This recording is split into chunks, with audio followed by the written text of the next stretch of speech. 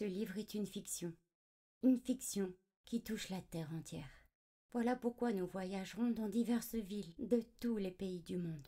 J'ai fait de mon mieux pour la prononciation. Merci de votre compréhension. Bonne écoute.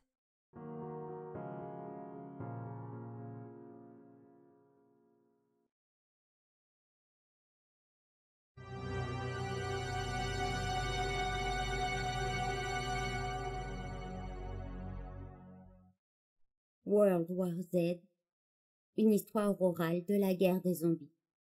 Traduit de l'anglais par Patrick Humbert. Écrit par Max Brooks. Pour Henry Michael Brooks, qui m'a donné envie de changer le monde. Introduction. Né en 1972 à New York, Max Brooks est le fils célèbre de Mel Brooks, La folle histoire de l'espace, Frankenstein Jr., et de l'actrice Anne Bancroft, membre en 2001 et 2003 de l'équipe créatrice du Saturday Night Live. Il a également joué plusieurs séries télévisées et prêté sa voix à des personnages d'animation, Batman, Justice League. Il vit aujourd'hui à Los Angeles. On lui a donné toutes sortes de noms.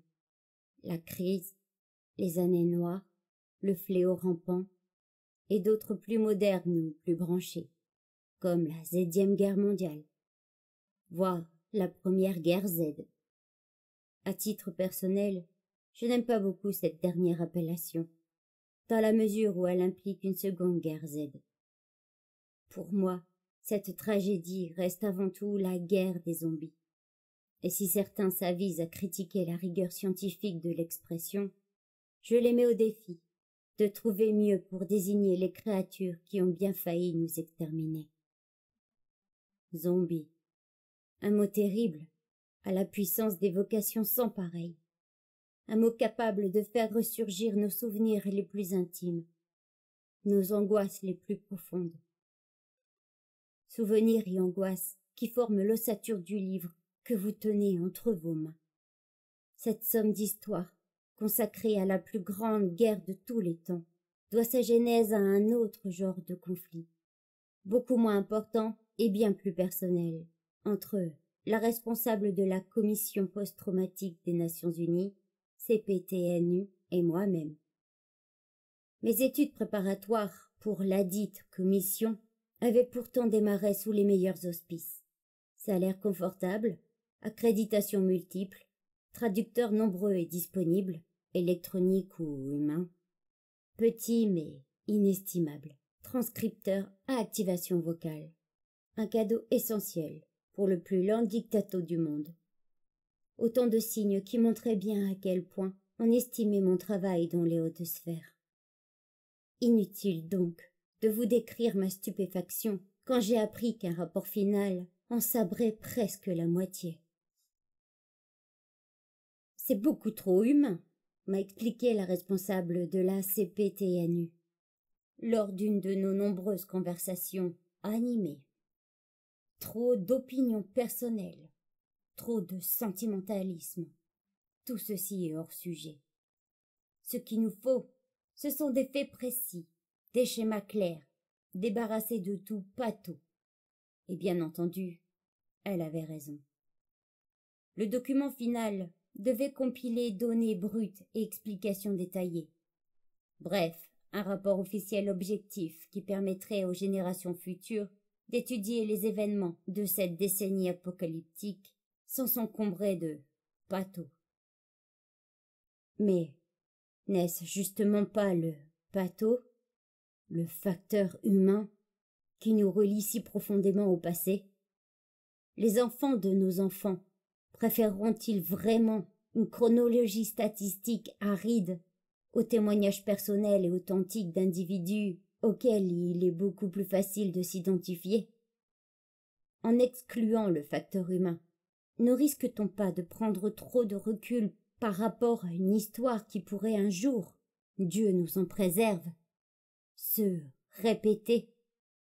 Et, au final, n'est-ce pas précisément le facteur humain qui nous différencie de cet ennemi que nous appelons mort-vivant, à défaut d'autre chose.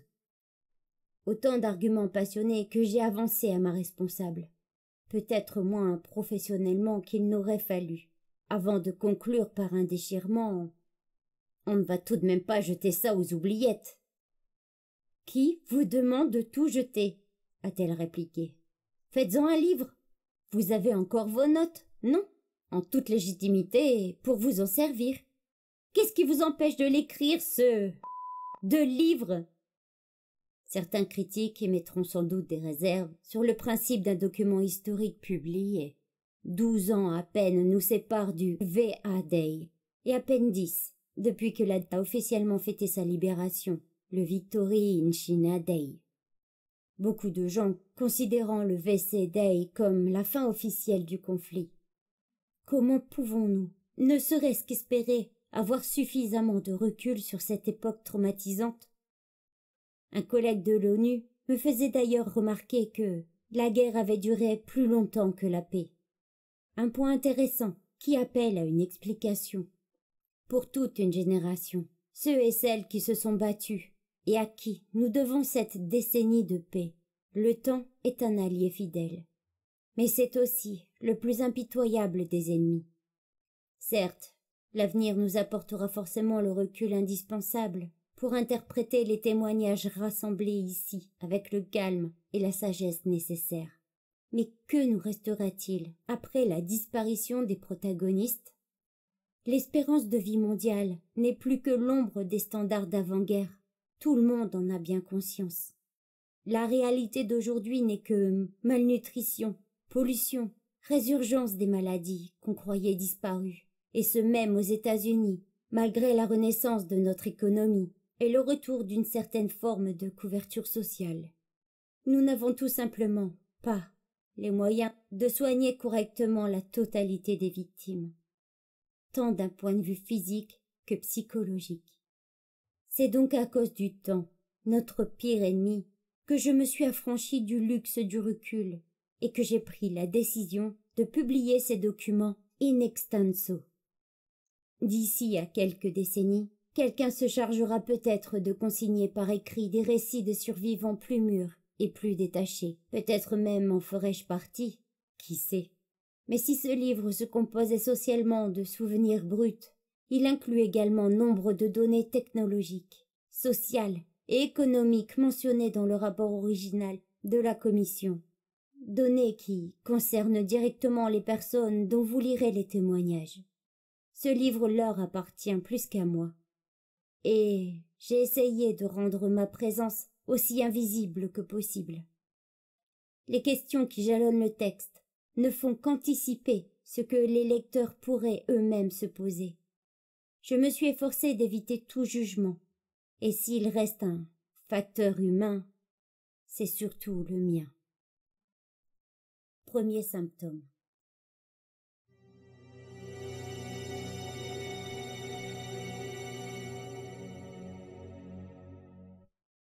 Région du Grand Chongqing, Fédération chinoise unie. Avant la guerre, cette région comptait plus de 35 millions d'habitants. Aujourd'hui, il en reste à peine 5 000. Le gouvernement privilégie les zones côtières, plus peuplées. Aussi les fonds levés pour la reconstruction ont-ils mis beaucoup de temps à atteindre cette partie du pays.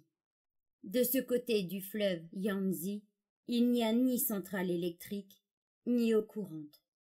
Mais les rues sont propres et le Conseil de sécurité local prévient toute reprise de l'épidémie. Le responsable du conseil s'appelle Kwang Tinshu, un médecin qui, malgré son grand âge et ses blessures de guerre, effectue toujours ses visites à domicile.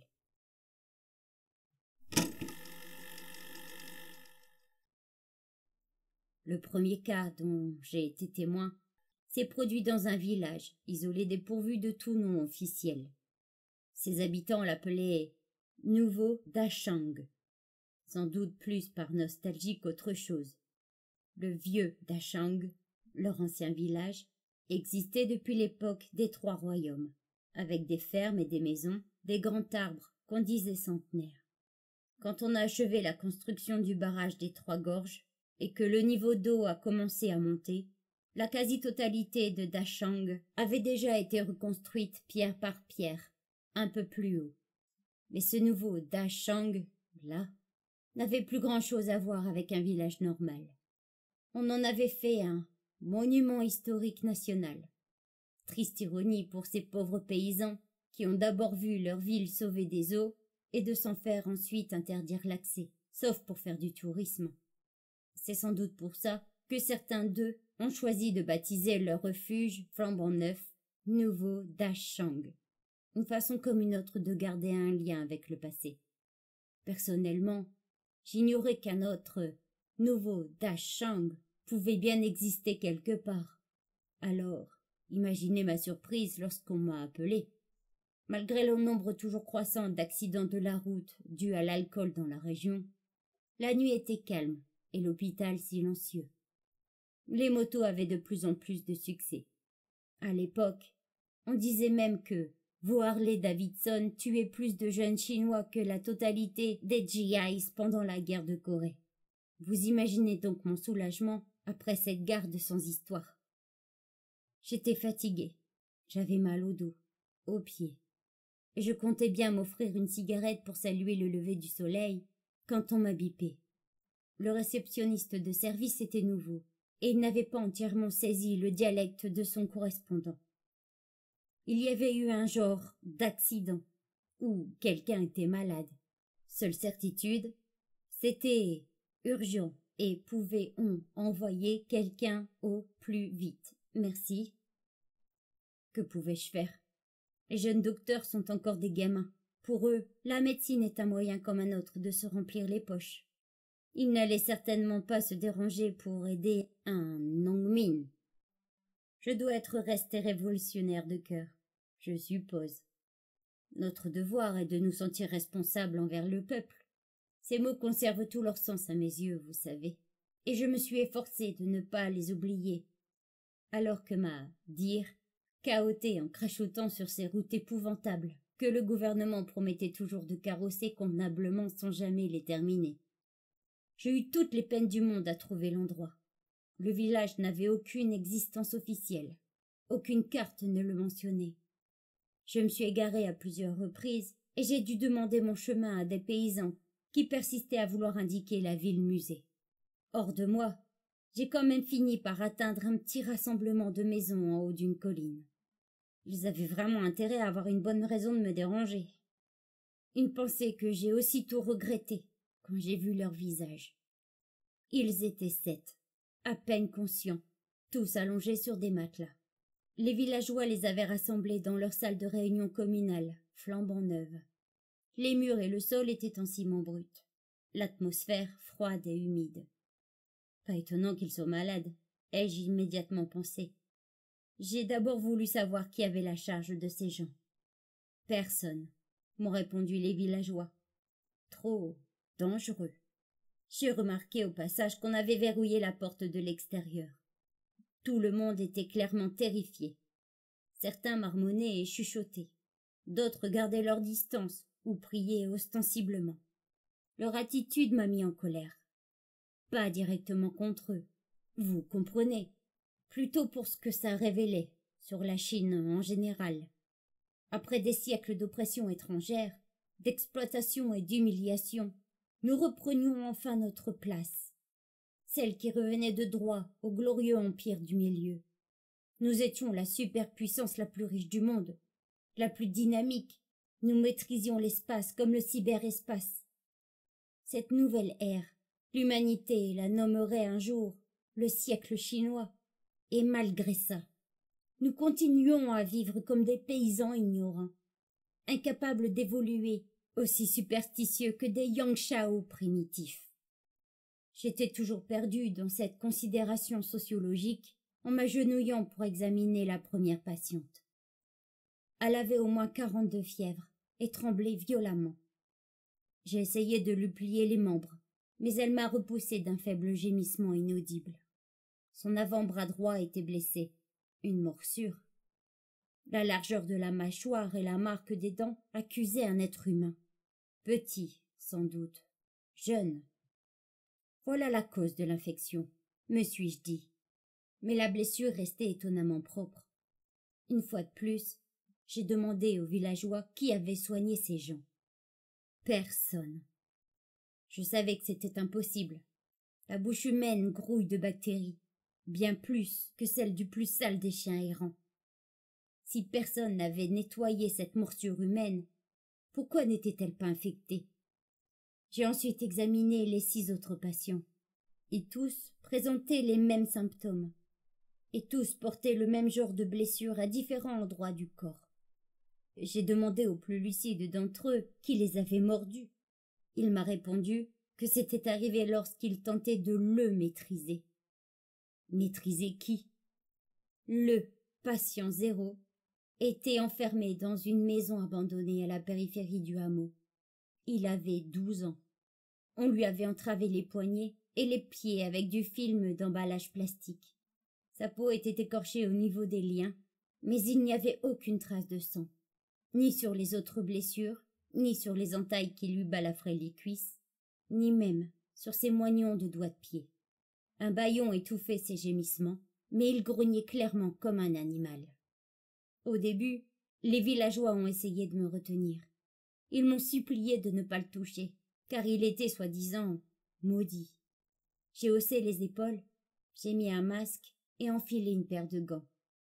La peau du garçon était aussi froide, aussi grise que le béton sur lequel on l'avait couché. Je n'ai trouvé ni pouls, ni rythme cardiaque. Il avait les yeux fous, écarquillés et profondément enfoncés dans leurs orbites. Des yeux de prédateur qui ne me lâchaient pas un instant. Il s'est montré incroyablement agressif pendant tout l'examen, essayant à plusieurs reprises de m'atteindre malgré ses mains entravées. Il a même tenté de me mordre. Ses mouvements sont devenus si violents que j'ai dû faire appel à 2 costauds du village pour m'aider à le maintenir. Ils tremblaient comme des lapins et n'osaient même pas approcher. Je leur ai expliqué qu'ils ne risquaient rien avec leurs gants et leurs masques, mais ils ont secoué la tête. J'ai donc fini par leur ordonner de m'aider, même si je n'avais pas l'autorité officielle pour le faire. Ce fut suffisant. Ils se sont agenouillés à mes côtés.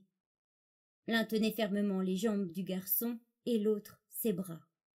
J'ai essayé de récupérer un échantillon de sang, mais je n'ai obtenu qu'une matière brune et visqueuse. Alors que je changeais d'aiguille, le garçon a commencé à se débattre un peu plus violemment. L'un de mes assistants, celui qui s'occupait des bras, a changé de position pour les maintenir au sol avec ses genoux. Mais le garçon s'est débattu et j'ai distinctement entendu craquer l'os de son bras gauche, avant que les pointes crayeuses du radius et du cubitus ne percent sa chair grise. Ça a suffi pour faire déguerpir les 2 villageois, malgré la totale absence de réaction du garçon, qui semblait à peine avoir remarqué la blessure. J'ai encore honte de l'admettre, mais j'ai instinctivement reculé de quelques pas. Pourtant, j'ai été médecin tout au long de ma vie d'adulte. L'armée de libération populaire m'a entraîné et quasi élevé, pourrait-on dire. J'ai eu ma part de blessures de guerre, et croyez-moi, j'ai regardé la mort en face en plusieurs occasions. Et voilà que j'avais peur, vraiment peur, d'un gamin maigrichon. Le garçon s'est tordu dans ma direction et son poignet s'est déchiqueté. Chair et muscles se sont séparés en longs filaments pour ne lui laisser qu'un moignon. Une fois son bras droit libre, mais toujours attaché à la main gauche, arraché, il s'est mis à ramper. Je me suis précipitée dehors en claquant la porte derrière moi. Il fallait que je reprenne le contrôle de moi-même, que j'évacue la peur et la honte.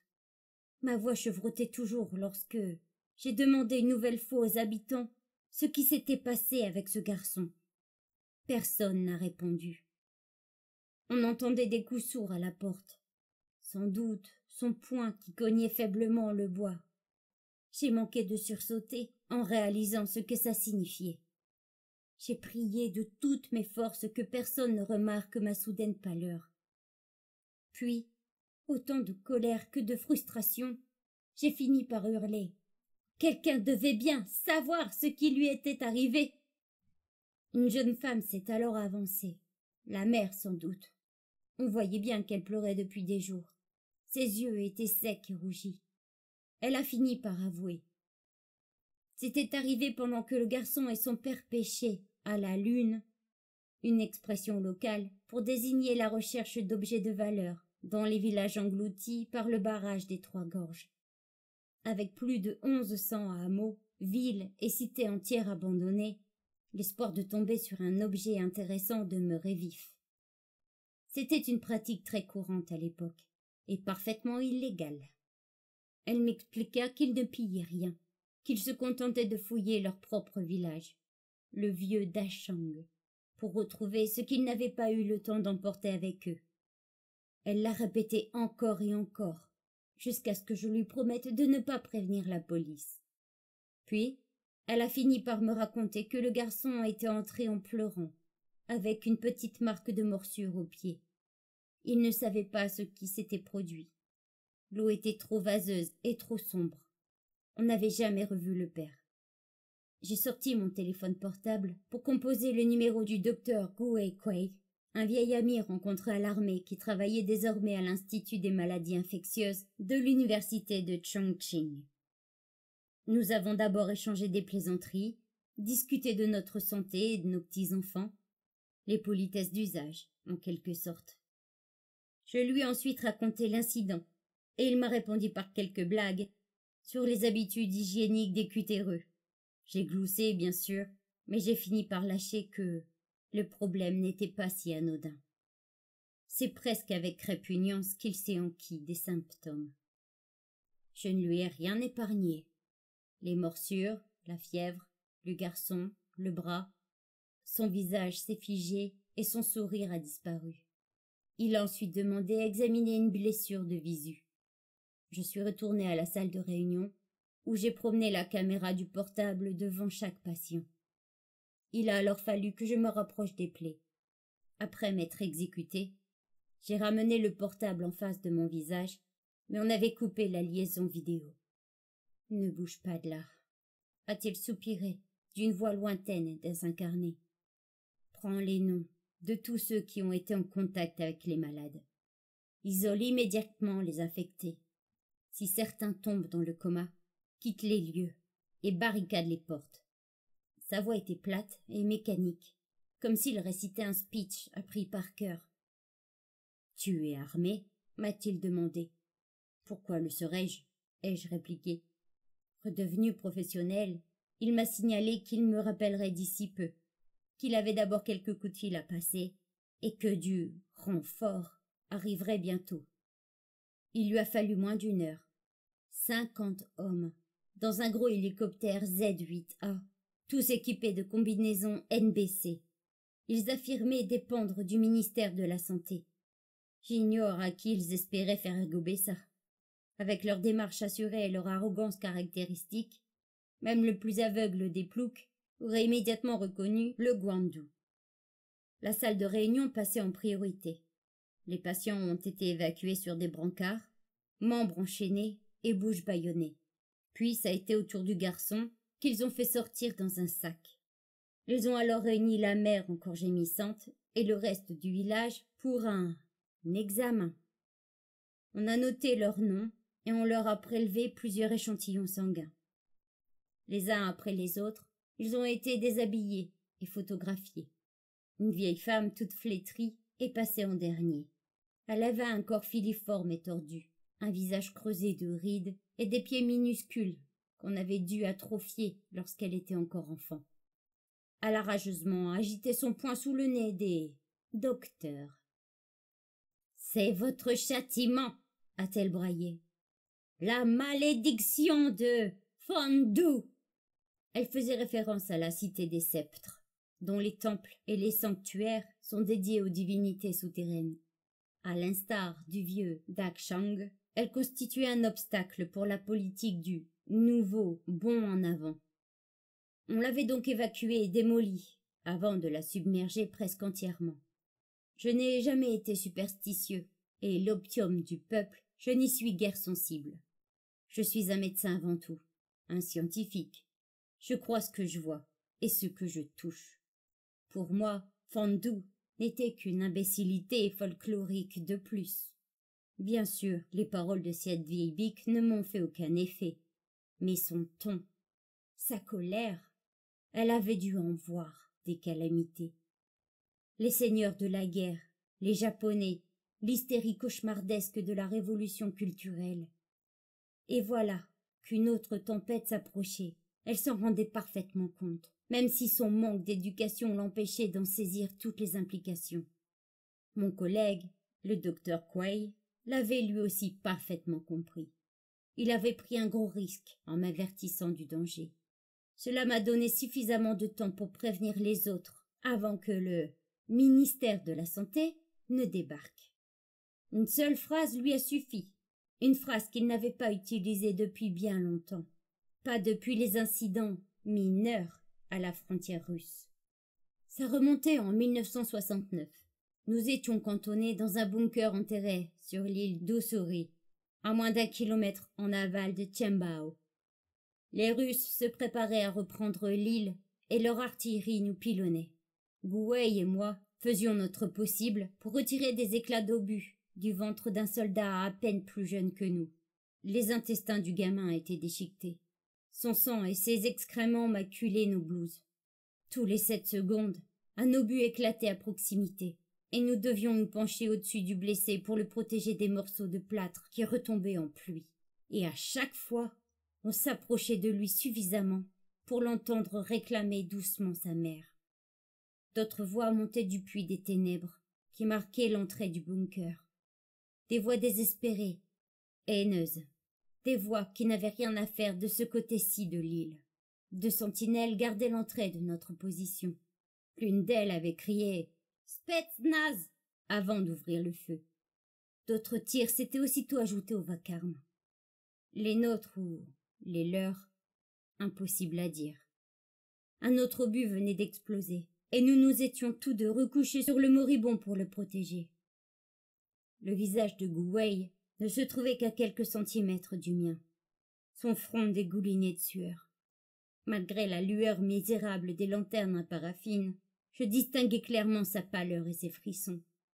Il a regardé le blessé, puis la porte, avant de revenir à moi en disant « Ne t'inquiète pas, tout ira bien. » Cet homme n'a jamais été un grand optimiste. Gouey était un chirurgien névrosé. S'il avait mal à la tête, c'était une tumeur cérébrale. Si le temps devenait pluvieux, toute la récolte allait y passer.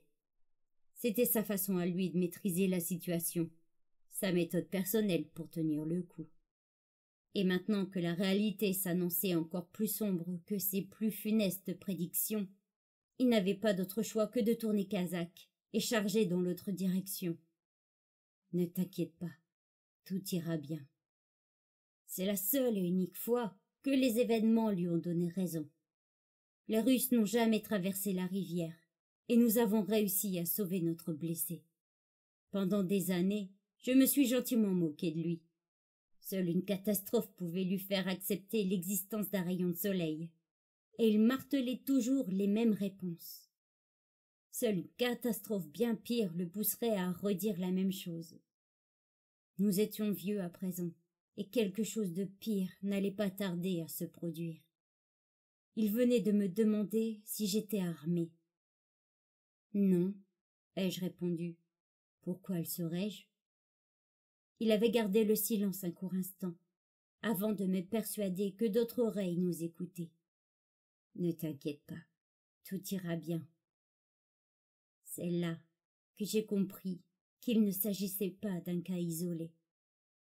Après avoir accroché, j'ai immédiatement appelé ma fille à Gwangju. Son mari travaillait pour China Telecom et passait au moins 1 semaine par mois à l'étranger.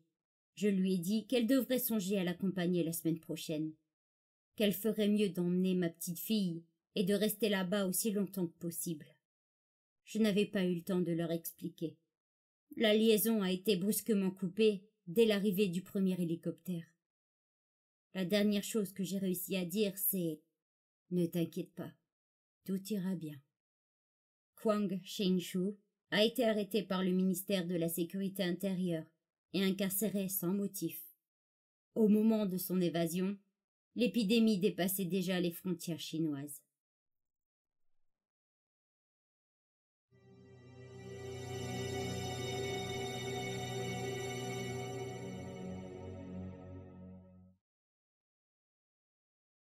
Lhasa, République populaire du Tibet.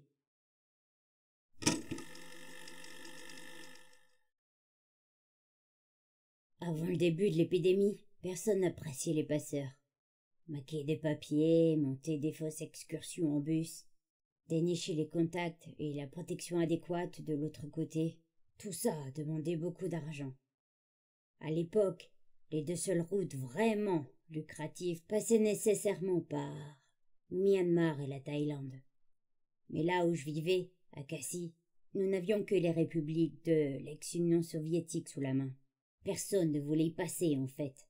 Ce qui explique pourquoi je n'ai pas commencé tout de suite comme Chitu, tête de serpent, le passeur de Renchi, de réfugiés, de clandestins. Moi, je faisais de l'importation. Opium, diamants bruts, filles, garçons, tout ce qui avait un minimum de valeur dans ces pays misérables. L'épidémie a tout changé. Tout à coup, on a été submergé de demandes, et pas seulement les lieux d'Angrekshu. La population chinoise flottante, les travailleurs sans domicile fixe, quoi. Hein? Non. On avait aussi pas mal de membres de la haute société, comme vous dites. Des cadres de la ville, des fermiers indépendants et même quelques huiles du gouvernement, assez bas dans la hiérarchie quand même. Tous ces gens avaient beaucoup à perdre, et ils se fichaient de la destination. Tout ce qu'ils voulaient, c'était partir. Et vous saviez ce qu'ils fuyaient? On avait entendu des rumeurs, ouais. Il y a même eu une petite épidémie à Cassis, très vite étouffée par le gouvernement. Mais bon, on se disait bien qu'il y avait un truc qui clochait. Le gouvernement n'a pas essayé de vous arrêter? Officiellement, si. Ils ont durci les sanctions pour les affaires de clandestins, et les garnisons stationnées aux portes-frontières ont été renforcées, les unes après les autres. Ils ont même exécuté publiquement 1 ou 2 Chitu, histoire de faire un exemple. Si on se contente de ça, et qu'on ne sait pas comment ça se passe vraiment, alors ouais, on peut dire que ces mesures ont été efficaces. Mais elles ne l'étaient pas.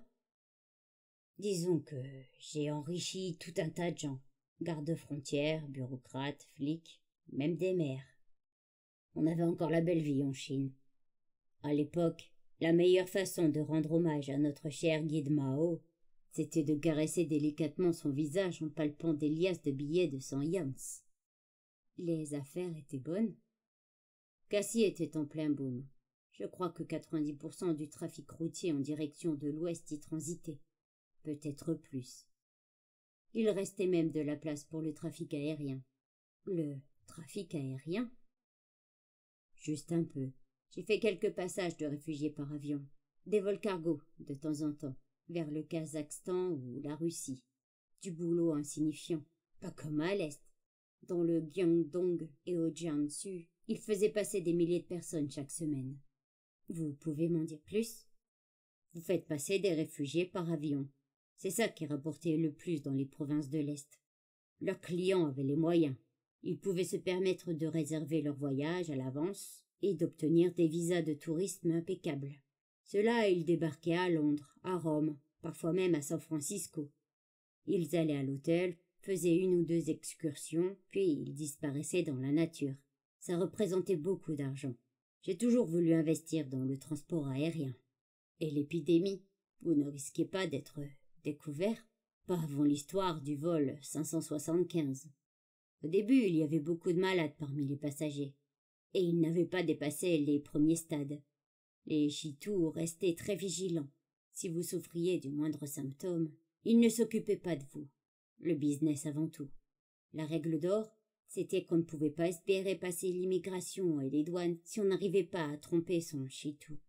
Il fallait avoir l'air en bonne santé. Chaque heure comptait. Avant le vol 575, on m'avait raconté l'histoire d'un couple, bien sous tout rapport, un homme d'affaires et sa femme. Il avait été mordu, pas une morsure sérieuse, vous comprenez, plutôt le genre mort lente qui épargne les vaisseaux sanguins importants. Je suis sûr qu'ils espéraient vraiment guérir en Occident. Beaucoup de malades le croyaient. À ce que j'ai entendu dire, il venait à peine d'entrer dans une chambre d'hôtel, à Paris, quand il s'est effondré. Sa femme a voulu appeler le docteur, mais il le lui a interdit. Il craignait qu'on les renvoie chez eux. Avant de s'évanouir, il lui a ordonné de l'abandonner et de s'enfuir. On m'a dit qu'elle avait obéi. Après 2 jours de coups et de cognements, le staff de l'hôtel a décidé d'ignorer le panneau « Ne pas déranger » et de forcer la porte. J'ignore si c'est comme ça que l'épidémie a commencé à Paris. Mais après tout, pourquoi pas? Vous dites qu'ils n'ont pas appelé le docteur, qu'il avait peur qu'on les renvoie chez eux, mais dans ce cas, pourquoi aller en Occident? Vous ne pigez vraiment rien aux réfugiés, pas vrai? Ces gens étaient désespérés, coincés entre leur affection et la crainte d'être kidnappés et soignés par leur propre gouvernement. Si vous aimez profondément un malade, un membre de votre famille, votre propre enfant, et que vous entendez parler d'un espoir de guérison ailleurs, vous ne feriez pas l'impossible pour y aller? Vous n'aimeriez pas un peu d'espoir? Rien qu'un peu? Et vous dites que sa femme a disparu dans la nature, comme beaucoup d'entre eux rentrent ici. Ça s'est toujours passé ainsi, même avant les épidémies. Certains ont de la famille, d'autres restent chez des amis. Les plus pauvres doivent travailler pour payer leurs bao, les passeurs de clandestins, et ça à payer aux mafias chinoises locales. La majorité d'entre eux disparaissaient dans les bas-fonds du pays qui les accueille. Les zones les plus pauvres? Si vous voulez, il n'y a pas de meilleur endroit pour se cacher, là où personne ne veut mettre son nez. Sinon, comment expliquer les épidémies qui ont éclaté dans les ghettos des pays riches? Beaucoup de chitous colportaient la rumeur d'un remède miracle dans les autres pays. Certains, oui. Et vous? Silence. Non. Nouveau silence. Et qu'est-ce que l'affaire du vol 575 a changé? Davantage de contrôle, mais simplement dans certains pays. Les chitous sont très prudents et très malins. Ils ont un dicton. La demeure du riche a toujours une entrée de service. Ce qui veut dire, si l'Europe occidentale renforce ses frontières, passez par l'Europe de l'Est. Si les États-Unis ne veulent pas de vous, allez au Mexique. Oh, les pays riches ont certainement dû se sentir en sécurité, même avec toutes ces épidémies qui se déclaraient à l'intérieur de leurs propres frontières. Mais je ne suis pas un expert, vous savez. J'ai commencé par faire du transport routier en Asie centrale. C'était plus facile d'y entrer. Ils nous suppliaient de faire affaire avec eux. Ces pays nageaient en plein chaos économique, avec des dirigeants aussi rétrogrades que corrompus. Ils nous aidaient à nous procurer des papiers en échange d'un pourcentage sur nos recettes. On trouvait même des chitous, quel que soit le nom qu'on leur donne dans leur dialecte barbare, qui nous aidaient à faire passer les ranchis le long des frontières de l'ex-Union soviétique vers des pays comme l'Inde, la Russie, parfois l'Iran. Mais je n'ai jamais demandé où les emmener vraiment. Ça ne me concernait pas. Mon boulot se terminait à la frontière. Faire tamponner les papiers, marquer les véhicules, payer les gardes et récupérer mon pourcentage. C'est tout. Vous avez vu des malades? Oh, pas tout de suite. Les symptômes évoluaient trop vite. C'était très différent du transport aérien. Il fallait parfois plusieurs semaines pour atteindre Cassis. Et d'après ce qu'on entendait, même la plus légère des blessures vous emportait en quelques jours. Les clients contaminés se réanimaient en cours de route. On les identifiait et la police s'en occupait. Plus tard, quand les cas se sont multipliés et que les autorités ont perdu le contrôle, j'en ai vu de plus en plus. Ils étaient dangereux? Rarement. En général, leur famille les avait bâillonnés ou attachés. Quelque chose remuait à l'arrière de la voiture. On entendait parfois une vague de gémissements sous un tas de vêtements ou sous une couverture. Et des coups. Parfois, des coups dans le coffre. Et puis on a commencé à voir de véritables niches aménagées à l'arrière des vannes, avec des petits trous pour respirer. Ils ne se rendaient vraiment pas compte de ce qu'il arrivait à leurs passagers. Et vous? À ce moment-là, si, mais je savais parfaitement que ça ne servait à rien de leur expliquer. Je prenais juste l'argent et puis je les conduisais là où il fallait. J'ai eu de la chance. Je n'ai jamais eu le genre de problème auquel les passeurs qui travaillent en mer étaient confrontés. C'était plus difficile, beaucoup plus dangereux surtout. Sur la côte, Mes associés vivaient dans la peur constante qu'un malade se libère de ses liens et contamine tout le monde à bord. Et qu'est-ce qu'ils faisaient dans ce cas? On m'a parlé de plusieurs types de solutions. Parfois le bateau s'approchait d'une côte déserte. Peu importe le pays, ça pouvait être n'importe où. Et débarquer les rancis malades sur la plage. Il paraît que certains commandants de bord faisaient route vers le large avant de les balancer par-dessus bord. Ça pourrait expliquer les premiers cas de nageurs et de plongeurs disparus sans laisser de traces, et tous ces gens un peu partout, qui disent en avoir vu un paquet sortir de l'eau. Moi, au moins, n'ai jamais eu à gérer ce genre de truc. Mais j'ai connu un problème similaire un jour. Un problème qui m'a décidé à arrêter ce boulot. J'avais croisé une camionnette taxi, un vieux tagot tout défoncé. On entendait des gémissements dans la remorque, et des poings qui tapaient contre l'aluminium. Si fort que le taxi se balançait carrément d'avant en arrière. Il transportait un riche banquier de Xi'an. Un type qui avait fait fortune en rachetant des crédits que les Américains contractent sur leur carte de paiement. Il avait assez d'argent pour faire passer toute sa famille. Son costume Armani était tout déchiré et froissé. Il avait des marques de griffures sur le visage, et ses yeux avaient cette lueur brûlante que je croisais de plus en plus souvent, hélas. Le chauffeur, lui, n'avait pas le même regard, non. Il sentait que l'argent n'allait bientôt plus lui servir à grand-chose. Je lui ai refilé un billet de 50 en lui souhaitant bonne chance. C'est tout ce que je pouvais faire. Et la camionnette allait où? Au Kirghizistan.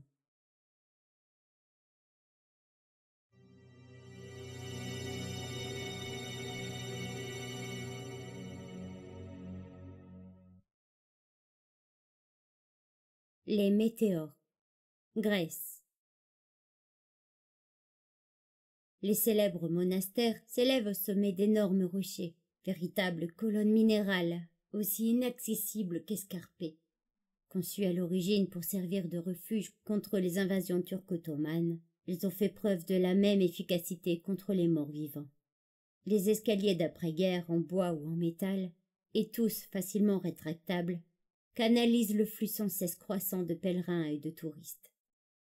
Les météores constituent désormais une destination très populaire. Certains viennent y chercher la sagesse et la lumière spirituelle, d'autres seulement la paix. C'est le cas de Stanley MacDonald. Vétéran de la quasi-totalité des campagnes menées par son Canada natal, il a rencontré son premier mort-vivant lors d'une guerre très différente, quand le 3e bataillon d'infanterie légère canadienne de la princesse Patricia participait à l'opération anti-drogue au Kirghizistan. Merci de ne pas nous confondre avec les Alpha Team américains. Ça s'est passé bien avant leur déploiement, bien avant la grande panique, bien avant la quarantaine israélienne, avant même la première grosse épidémie du Cap, en fait.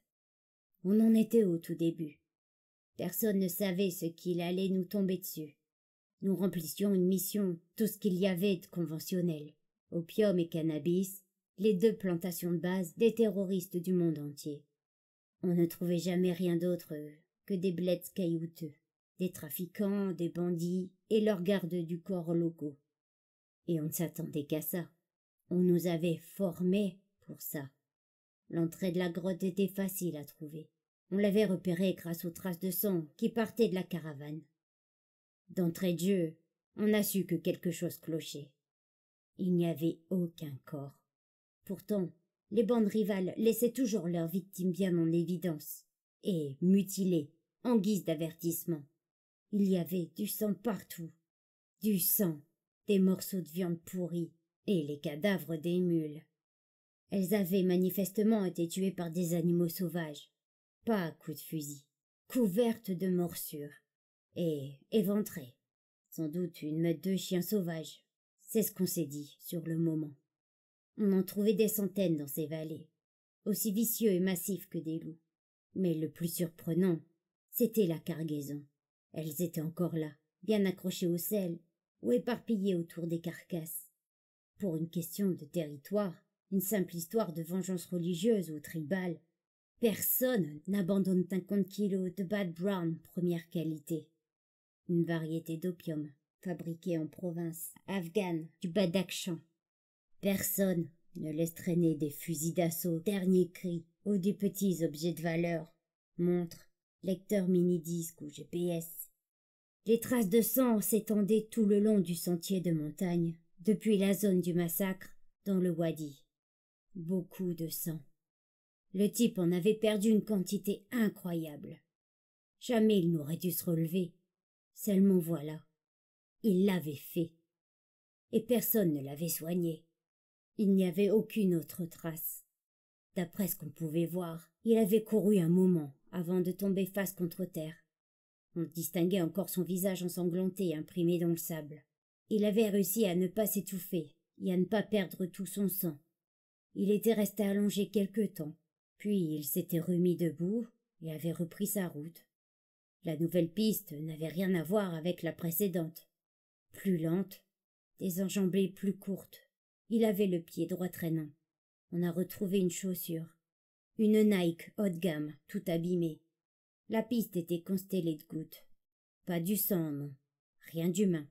De grosses gouttes d'une sorte de boue croûteuse qu'on n'a pas réussi à identifier. On les a suivis jusqu'à l'entrée de la grotte.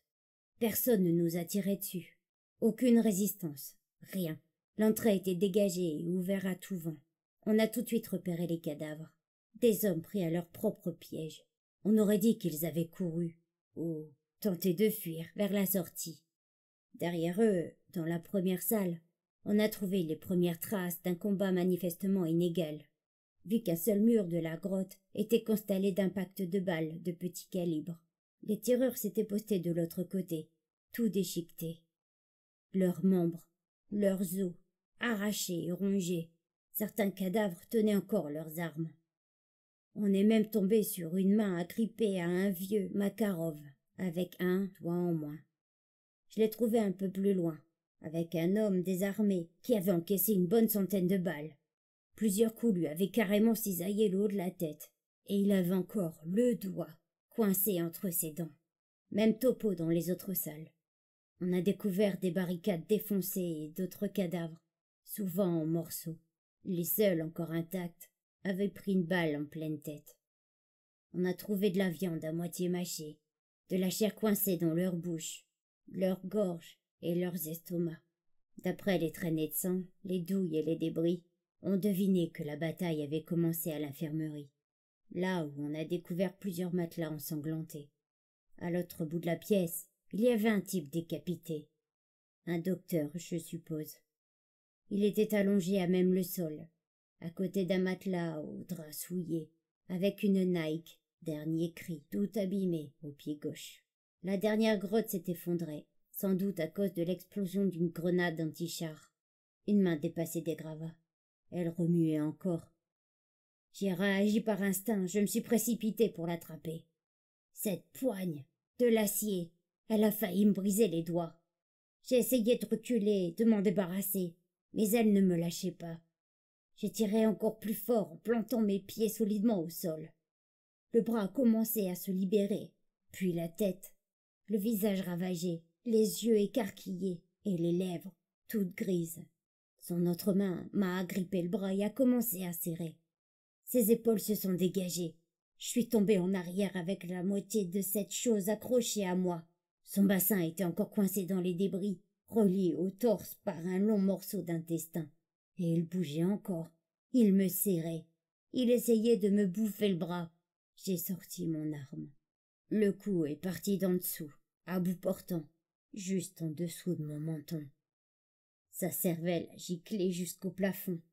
J'étais seule dans la salle à ce moment-là. Pas d'autres témoins, évidemment. Exposition à un agent chimique inconnu. C'est ce qu'ils m'ont dit à mon retour à Edmonton. Ça, plus les effets secondaires d'un de nos propres traitements prophylactiques, paraît-il. Ils ont saupoudré le tout de STP, stress post-traumatique, pour faire bonne figure. Tout ce dont j'avais besoin, c'était de repos et d'une évaluation à long terme. Évaluation, quand on est du bon côté, sans doute. L'ennemi, lui, il appelle ça un interrogatoire. À l'armée, on apprend à résister à l'adversaire, à se protéger mentalement, mais on ne nous apprend pas à résister à notre propre camp, surtout quand on entend en nous s'aider à discerner la vérité. Ils m'ont pas fait craquer, moi. J'ai craqué tout seul. Je voulais les croire et je voulais qu'ils m'aident. J'étais un bon soldat, bien entraîné, expérimenté. Je savais ce que j'étais capable d'infliger à autrui, et ce que je pouvais moi-même supporter. Je me croyais prête à tout. Ses yeux embrassent la vallée en contrebas, l'air absent. Mais quelle personne saine d'esprit aurait pu s'attendre à un truc pareil?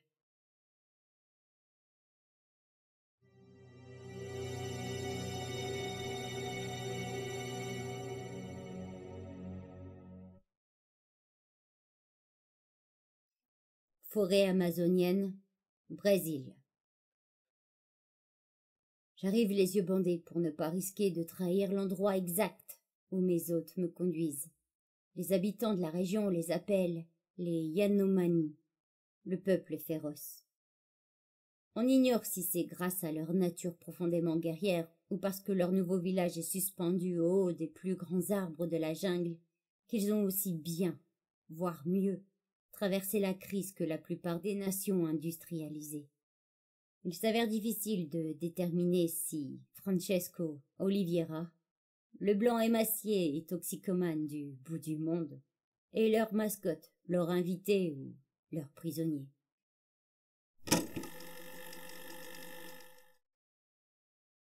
J'étais encore médecin. Voilà ce que je me répétais, encore et encore.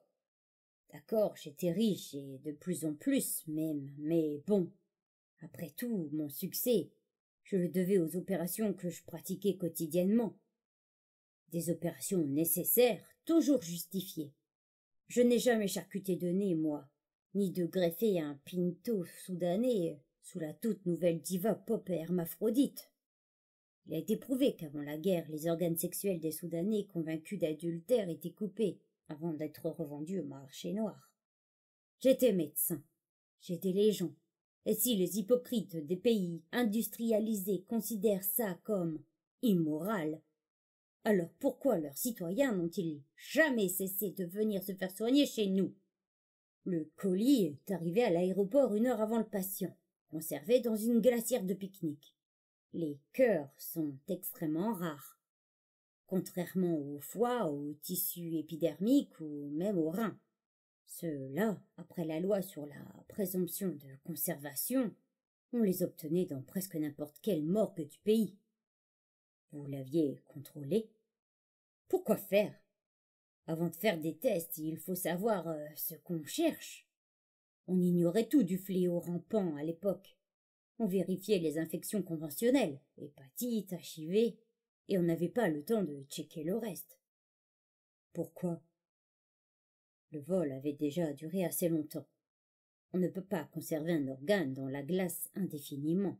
On tentait déjà le diable avec celui-là. D'où venait-il? De Chine, probablement. Mon fournisseur travaillait à Macao. On lui faisait confiance. Il avait un certain crédit d'ailleurs. Il nous a certifié que le paquet était clean. Et je l'ai cru sur parole. Il le fallait bien. Il connaissait les risques, le patient aussi. En plus de problèmes de cœur classiques, Herr Müller souffrait d'une forme partiellement rare de dégénérescence génétique, dextrocardiaque, doublée d'un situs inversus. Ses organes étaient inversés. Le foie à gauche, le cœur légèrement sur la droite, etc. Vous imaginez la situation? On ne pouvait pas se contenter de retourner un cœur et de le transplanter. Ça ne marche pas comme ça.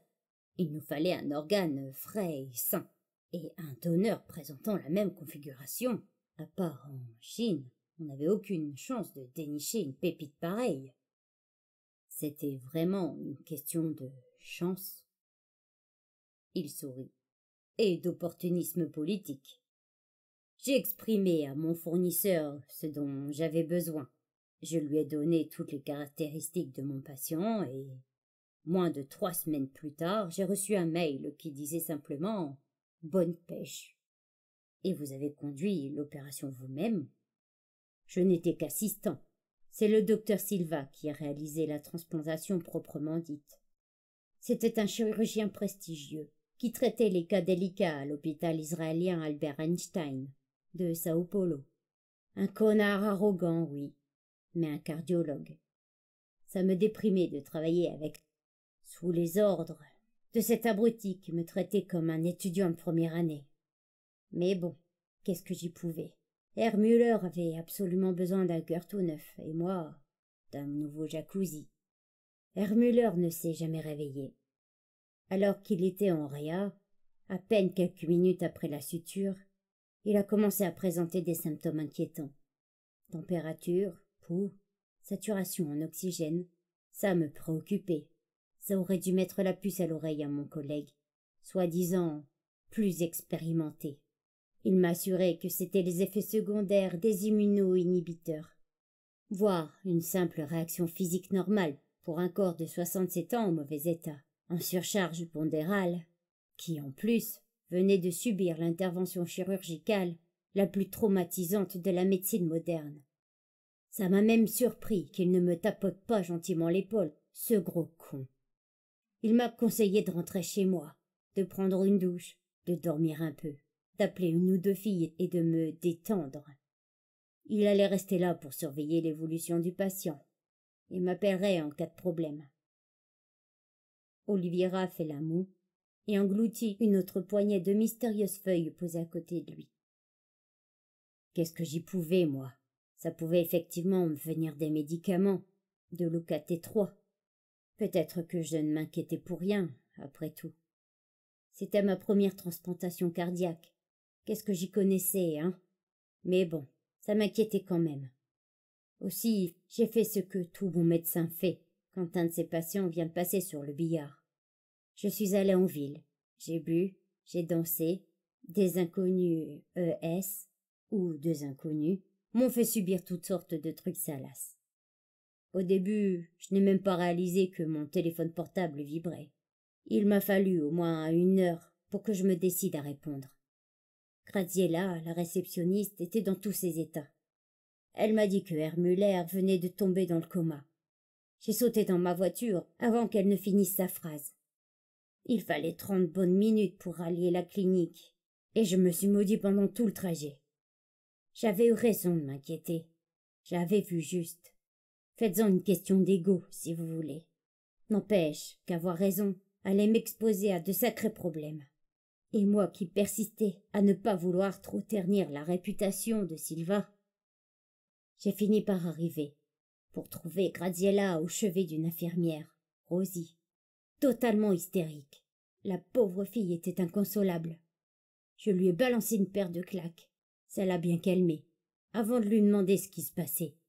Pourquoi y avait-il du sang sur son uniforme? Où se trouvait le docteur Silva? Pourquoi certains patients étaient-ils sortis de leur chambre? Et putain de merde! C'était quoi tout ce bordel? Elle m'a répondu que le cœur de Herr Müller avait cessé de fonctionner. Comme ça, sans prévenir. Ensuite, il avait essayé de le réanimer. Mais Herr Müller avait brusquement ouvert les yeux et mordu le docteur Silva à la main. Il s'était battu, et Rosie avait failli se faire mordre, elle aussi, en intervenant. Elle avait abandonné Silva derrière elle, et s'était enfuie après avoir fermé la porte. J'ai failli éclater de rire. Superman s'était bel et bien planté dans le diagnostic, finalement. Herr Müller avait dû se réveiller d'un coup et, encore dans le brouillard, attraper le bras du docteur Silva pour garder l'équilibre. Il devait y avoir une explication raisonnable. Mais comment expliquer le sang sur la blouse de Rosie? Et les cris étouffés provenant bel et bien de la chambre de Herr Müller? Je suis donc quand même allé chercher mon arme dans la voiture. Davantage pour calmer Graziella et Rosie qu'autre chose. Vous aviez une arme? Je vivais à Rio. Qu'est-ce que vous croyez? Que je me contentais de mon pinto? Donc, je suis retourné devant la chambre de Herr Müller. Et j'ai frappé plusieurs fois à la porte. Rien. Je l'ai appelé. Toujours rien. Et là, J'ai remarqué que du sang coulait sous la porte. J'ai ouvert. Toute la pièce en était tapissée. Silva étendu dans un coin. Muller penché sur lui, avec son gros dos poilu tout blanc. Je ne sais plus comment j'ai attiré son attention. Je l'ai peut-être appelé, ou bien j'ai crié. Je ne sais plus. Mais il s'est tourné vers moi, avec sa bouche ouverte maculée de sang et de morceaux de chair coincés entre les dents. J'eus le temps de voir que les points de suture avaient lâché et qu'un fluide gélatineux noirâtre s'écoulait de sa cicatrice. Il s'est relevé maladroitement et s'est approché de moi en traînant les pieds. J'ai empoigné mon pistolet pour viser son cœur tout neuf. J'avais un Desert Eagle israélien, gros et massif. C'était pour ça que je l'avais acheté d'ailleurs. Je m'en étais jamais servi auparavant, Dieu merci. Le recul m'a surpris. J'ai tiré n'importe comment et sa tête a littéralement explosé. Un vrai coup de bol.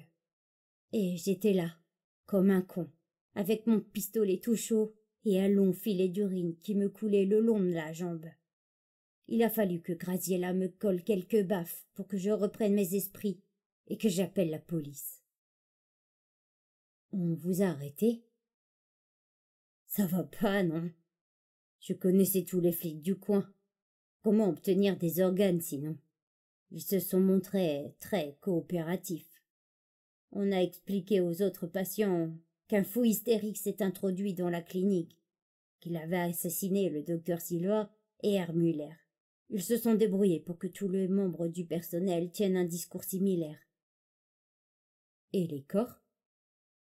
Celui du Silva, il a été étiqueté comme victime d'un braquage à main armée. Je ne sais pas ce qu'ils en ont fait. Ils ont dû le balancer dans un terrain vague de la cité des dieux. Encore un deal de cam qui tourne mal, ce genre de truc. En tout cas, j'espère qu'ils l'ont brûlé, ou enterré, bien profond. Vous pensez qu'il a pu... Je n'en sais rien. Son cerveau était intact quand il est mort. Si personne ne l'a mis dans un body bag, si le sol était trop meuble, en combien de temps il aurait pu sortir? Il mâche encore une poignée de feuilles et m'en propose un peu. Je refuse poliment. Et ce monsieur Müller? Aucune explication officielle, ni pour sa veuve, ni pour l'ambassade d'Autriche. Et un touriste de plus qui n'a pas fait assez attention dans un pays exotique dangereux. J'ignore si Frau Müller a gobé ça, ou si elle a fait sa propre enquête. Elle n'a sans doute jamais réalisé à quel point elle a eu de la chance. Pourquoi ça? Vous déconnez. Et s'il ne s'était pas réanimé dans ma clinique? Et s'il avait réussi à rentrer chez lui, juste avant que... C'est envisageable. Mais bien sûr, réfléchissez. Le cœur était contaminé et le virus s'est directement propagé dans l'appareil circulatoire. Il lui a juste fallu quelques secondes avant d'atteindre le cerveau. Prenez n'importe quel organe, un foie, un rein, un morceau de peau greffée. Dans ce cas-là, ça peut prendre beaucoup de temps, surtout avec une présence virale réduite. Mais le donneur, pas besoin qu'il soit totalement réanimé. Et si l'infection vient de se produire, les organes n'en sont pas encore totalement saturés. Peut-être n'avait-il qu'une trace infinitésimale d'un virus après tout. Greffer des organes dans un autre corps, ça peut prendre plusieurs jours, des semaines même, avant que la maladie atteigne les vaisseaux sanguins. À ce stade, le patient est déjà largement sur le chemin de la guérison, tout heureux, en parfaite santé, avec une vie normale. Mais ceux qui ont prélevé l'organe ne savaient sans doute pas à quoi ils avaient affaire, tout comme moi. C'était le tout début. Personne n'avait la moindre information. Et même si on avait su, comme ces types de l'armée chinoise. Vous voulez parler d'immortalité? Attendez. Plusieurs années avant l'épidémie, les militaires se faisaient des millions en revendant les organes prélevés sur des dissidents exécutés. Vous croyez vraiment qu'un simple virus les empêcherait de continuer à exploiter la poule aux œufs d'or? Mais comment? Il faut retirer le cœur après le décès de la victime. Parfois même avant sa mort. Ils n'ont jamais hésité, vous savez. Ils retiraient les organes des types encore vivants pour s'assurer de leur fraîcheur, avant de les flanquer dans la glacière et de les expédier par avion à Rio. La Chine était le plus grand exportateur d'organes humains sur le marché international. Qui sait combien de Coréens, combien d'hypocrites infectés? Sainte Mère de Dieu! Qui sait combien de reins infectés ils ont mis sur le marché? Et encore, je ne vous parle que des organes. Vous voulez qu'on discute des dons d'ovocytes de prisonniers politiques? De leur sperme, de leur sang? Qu'est-ce que vous croyez? C'est l'immigration la seule responsable de la propagation de l'épidémie partout sur cette planète. Les premiers foyers d'infection n'ont pas tous commencé en Chine, hein? Comment vous justifiez cette recrudescence de décès inexpliqués? Toutes les personnes qui se réaniment, sans même avoir été mordues. Pourquoi il y a eu autant d'épidémies dans les hôpitaux? Les immigrés clandestins chinois ne vont pas à l'hôpital. Vous savez combien de milliers de personnes ont bénéficié d'une transplantation d'organes illégale les quelques années avant la Grande Panique? Même si on ne compte que 10% d'affectés, même 1%. Vous avez des preuves pour étayer cette théorie? Non. Mais ça n'a aucune importance. Quand je pense à toutes les transplantations que j'ai faites, à tous les patients européens, arabes, à tous ces Américains si vertueux, vous autres, les ricains, vous n'étiez pas très nombreux à me demander l'origine de vos nouveaux reins ou de votre pancréas flambant neuf. Que ce soit un gamin des rues de la Cité de Dieu ou un étudiant malchanceux dans une prison politique, vous ne saviez pas, vous ne vouliez pas savoir, et vous n'en avez rien à foutre. Non, tout ce que vous aviez à faire, c'était signer vos travel checks, passer sur le billard et rentrer à Miami ou à New York. Vous avez essayé de suivre ces patients, de les avertir? Non, jamais. Je nageais en plein scandale. Je devais soigner ma réputation, retrouver une clientèle, remplir mon compte en banque.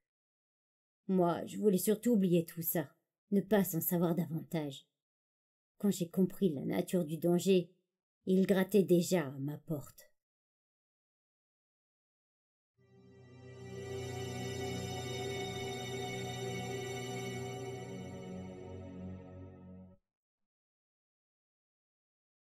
Port de Bridgetown, la Barbade, Fédération des Indes de l'Ouest.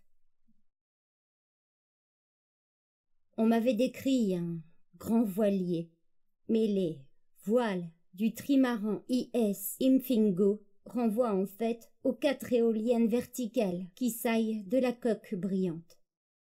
Les rangées de PEM, Proton Exchange Membrane, couplées au réservoir de carburant, une technologie qui tire l'électricité de l'eau de mer, viennent justifier les prémices IS de l'Infinity Ship. Considéré partout comme l'avenir du transport maritime, ce genre de bateau navigue rarement sous pavillon non gouvernemental. Pourtant, l'Imfingo est bel et bien un navire privé. Jacob Niati en assure le commandement.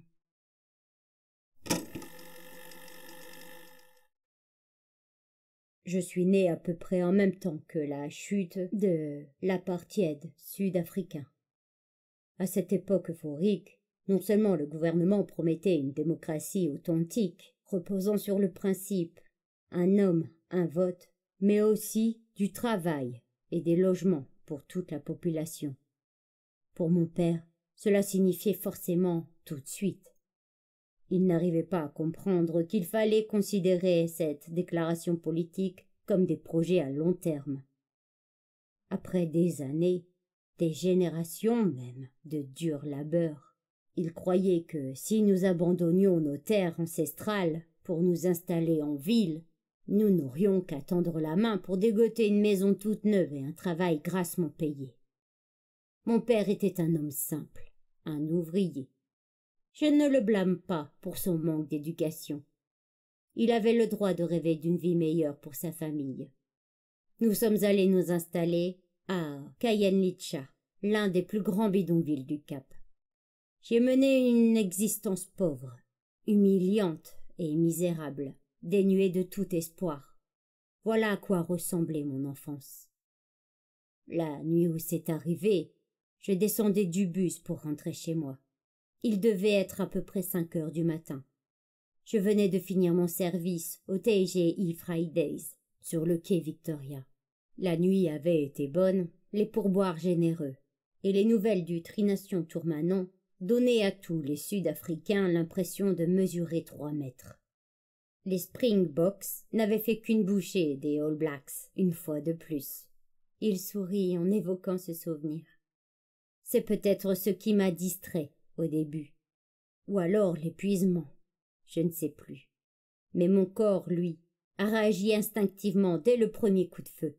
Les échanges de tirs n'étaient pas rares. Ça non, pas dans mon quartier, et pas à cette époque. Un homme, un flingue. Voilà ce qui résumait la vie à Skayet-Litcha. Comme tous les vétérans, on finissait par développer une espèce d'instinct de survie, avec les réflexes qui vont avec. Et les miens étaient foudroyants. Je me suis jeté au sol et j'ai immédiatement essayé de déterminer d'où provenaient les tirs, tout en essayant de m'abriter quelque part. La plupart des maisons étaient en tôle, en planches de bois récupérées sur des chantiers, ou carrément construites avec des tuyaux PVC. Quant aux murs, c'étaient parfois de simples plaques de plastique collées à la hâte. Le feu ravageait des quartiers entiers, au moins une fois par an, et les balles traversaient les murs comme des gruyères. J'ai couru, aussi vite que possible, jusqu'à l'arrière d'une baraque de barbier, construite à partir d'un conteneur grand comme une voiture. Rien d'idéal, mais ça suffisait pendant quelques secondes. Au moins, le temps que la fusillade se calme. Sauf qu'elle ne s'est pas calmée. Pistolet, fusil de chasse, et ce tac, tac, tac qu'on n'oublie jamais. Celui qui vous signale qu'un type s'amuse avec une kalachnikov.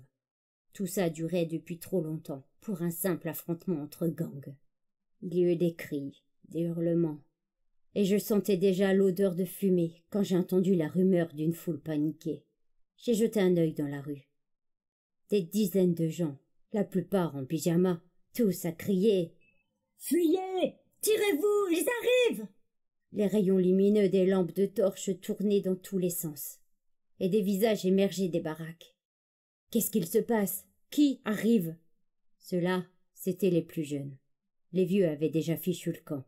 Eux, ils possédaient une autre forme d'instinct. Un instinct qui remontait au temps où on les considérait encore comme des esclaves dans leur propre pays.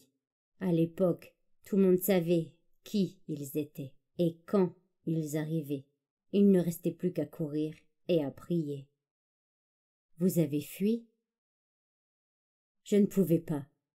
Ma famille, ma mère et mes petites sœurs vivaient à quelques mètres des locaux de Radio Zibonel, précisément là d'où les gens arrivaient. Je n'ai pas réfléchi, j'ai agi comme un idiot. J'aurais dû contourner la zone, trouver une rue plus calme. J'ai essayé de me frayer un chemin dans la foule. J'espérais parvenir à passer en restant sur le côté, mais j'étais projeté dans une cabane à travers l'un de ces fameux murs de plastique. Le plafond s'est immédiatement écroulé. J'étais coincé, presque incapable de respirer. Quelqu'un m'a enjambé et ma tête a violemment cogné le sol. Une fois que j'ai réussi à me libérer, en me tortillant dans tous les sens, je me suis laissé rouler jusque dans la rue. J'étais encore à plat ventre quand je les ai aperçus. 10 ou 15. On voyait leurs silhouettes se découper sur le rideau de flammes qui dévorait le quartier. Impossible de voir leurs visages, mais je les ai entendus gémir. Ils avançaient maladroitement vers moi, les bras tendus. Encore sonné, je me suis péniblement remis sur pied. J'avais mal partout. J'avais instinctivement commencé à reculer vers la porte d'entrée d'une des baraques les plus proches. Quelque chose m'a attrapé par derrière et a déchiré mon col de chemise. J'ai fait un tour sur moi-même pour esquiver et frapper le plus fort que possible. Mon agresseur me dominait largement.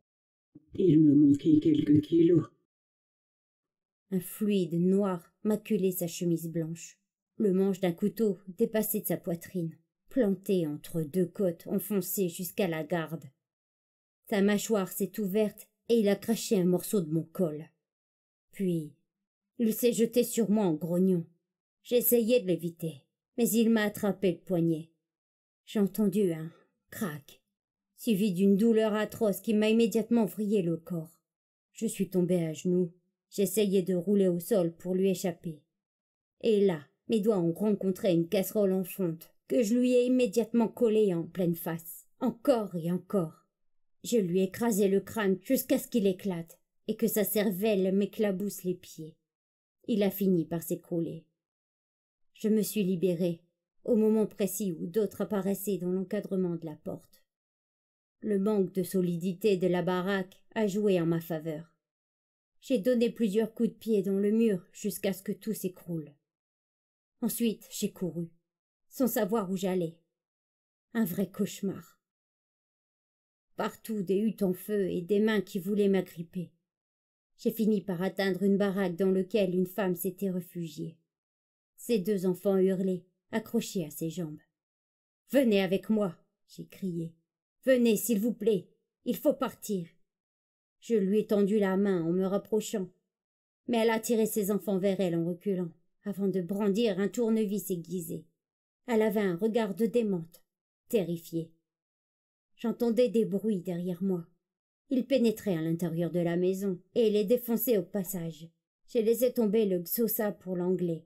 « S'il vous plaît, l'ai-je supplié, il faut partir. » J'ai essayé de l'empoigner, mais elle m'a planté le tournevis dans la main. Je l'ai laissée là. Je ne savais pas quoi faire. Elle continue encore aujourd'hui à hanter mes sommeils, dès que je ferme les yeux. Parfois, ma mère la remplace, et les deux enfants qui pleurent sont mes sœurs. J'ai aperçu plus haut une violente lumière qui brillait entre les baraques. J'ai couru aussi vite que possible. Je voulais les appeler, mais mon souffle était trop court pour ça. J'ai traversé le mur d'une hutte, et tout à coup, je me suis retrouvée à découvert. Les lumières m'aveuglaient. J'ai senti quelque chose me percuter l'épaule. Je crois bien que je me suis évanouie avant même de toucher le sol. Je me suis réveillée dans un lit, à l'hôpital de Groucho. Je n'avais jamais vu l'intérieur de ce genre de bâtiment. Tout était si blanc, si propre. J'ai bien cru que j'étais mort. Les médicaments, j'imagine. Je n'avais jamais pris de drogue de ma vie, ni même bu une seule goutte d'alcool. Aucune envie de finir comme les types de mon quartier, ou comme mon père. Toute ma vie, j'avais lutté pour rester clean. Et voilà qu'à présent, la morphine, ou quel que soit le truc qu'on m'avait injecté, je trouvais ça délicieux. Je me fichais de tout. Je n'avais eu aucune réaction quand ils m'ont dit que la police m'avait logé une balle dans l'épaule. J'ai vu l'homme allongé dans le lit à côté du mien, évacué en urgence dès qu'il a cessé de respirer. Je n'ai même pas réagi quand je les ai entendus parler de l'épidémie de rage qui sévissait en ville. Je ne sais pas. Comme je vous l'ai dit, j'étais vraiment dans les vapes. Je me souviens des éclats de voix dans le couloir, des gens en colère qui se criaient dessus. « Ce n'est pas la rage !» hurlait l'un d'eux. Les symptômes n'ont rien à voir avec la rage. La rage ne fait pas ça aux gens. Et plus tard, quelqu'un d'autre. « Bon, tu proposes quoi, bordel? On en a 15 comme ça en bas. » C'est bizarre. J'entends toujours cette conversation dans ma tête. Tout ce que j'aurais dû faire, penser, sentir. Il m'a fallu pas mal de temps pour dégriser, et quand j'ai fini par me réveiller, c'était un vrai cauchemar.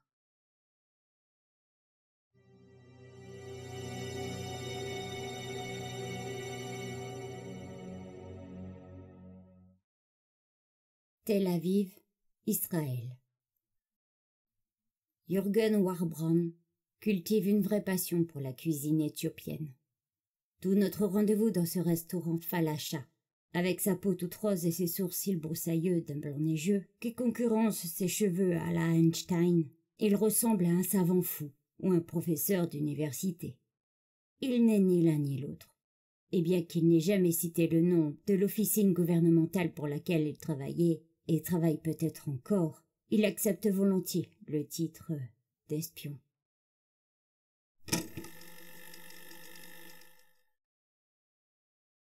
En général, les catastrophes, personne n'y croit. Jusqu'à ce qu'elles se produisent pour de bon. Ça n'a rien à voir avec de la bêtise ou de la faiblesse, non. C'est une simple question de nature humaine. Je n'en veux à personne de ne pas y avoir cru à temps. Je ne suis pas particulièrement intelligent et je ne vaux certainement pas mieux que les autres. Les hasards de la naissance, quoi.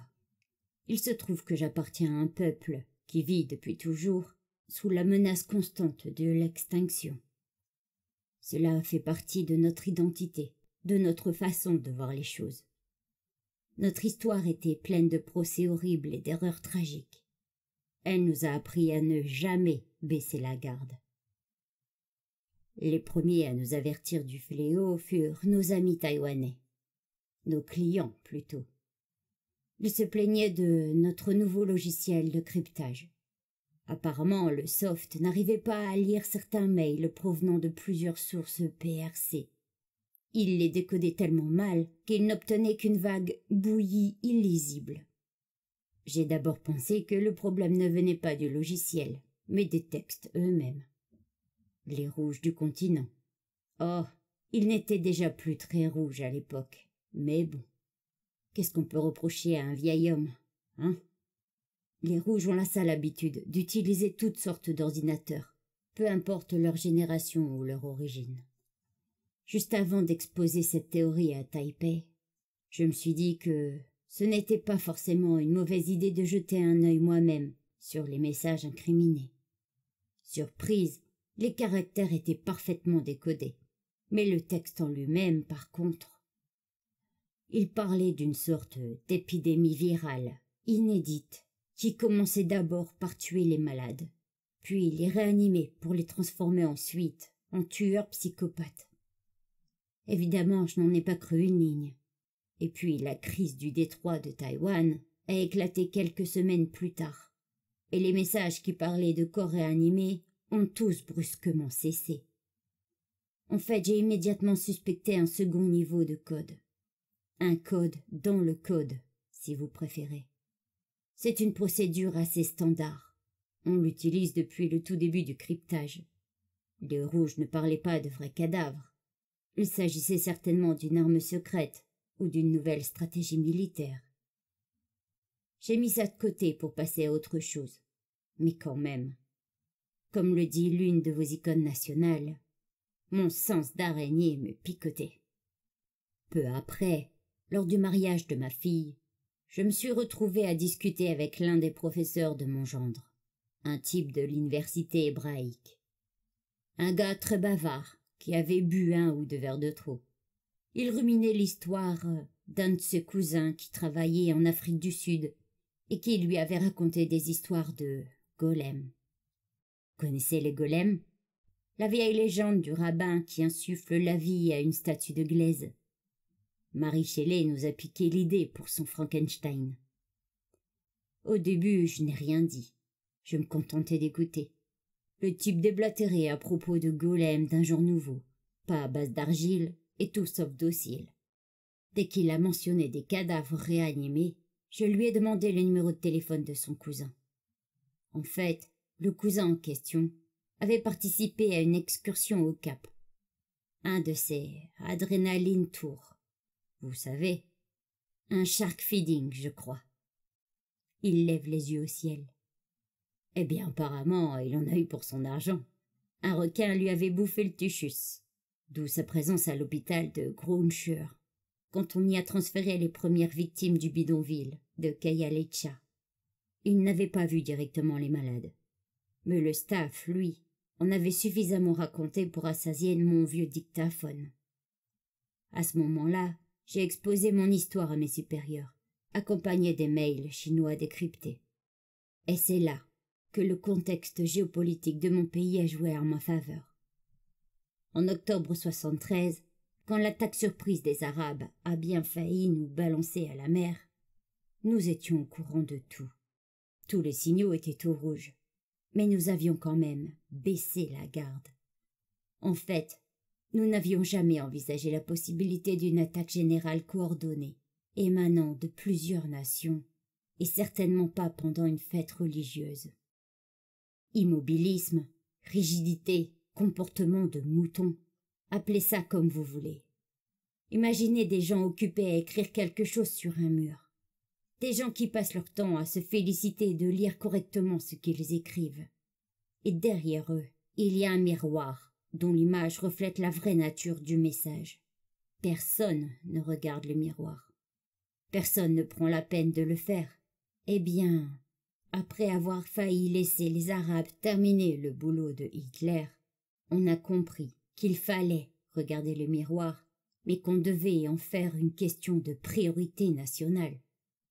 Et donc, depuis 1973, quand 9 analystes sur 10 arrivent aux mêmes conclusions, le 10e a le devoir de ne pas être d'accord. Même si sa théorie paraît improbable ou invraisemblable, ça vaut toujours le coup de creuser. Si la centrale électrique d'un de nos voisins peut servir de point de départ à la fabrication d'ogives nucléaires, on creuse.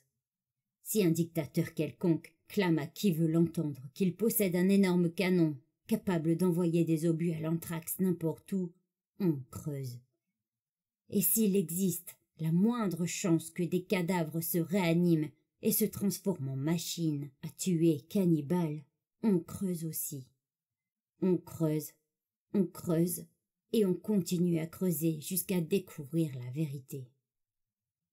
C'est exactement ce que j'ai fait. Mais ça n'a pas été facile. Avec la Chine hors jeu, la crise taïwanaise qui empêchait toute collecte d'informations, seules quelques sources fonctionnaient encore. Et encore, la plupart racontaient n'importe quoi, surtout sur le web. Les zombies de l'espace, les zombies de la zone 51. C'est quoi d'ailleurs tout ce bordel, là? Ce fétichisme autour de la zone 51, chez vous?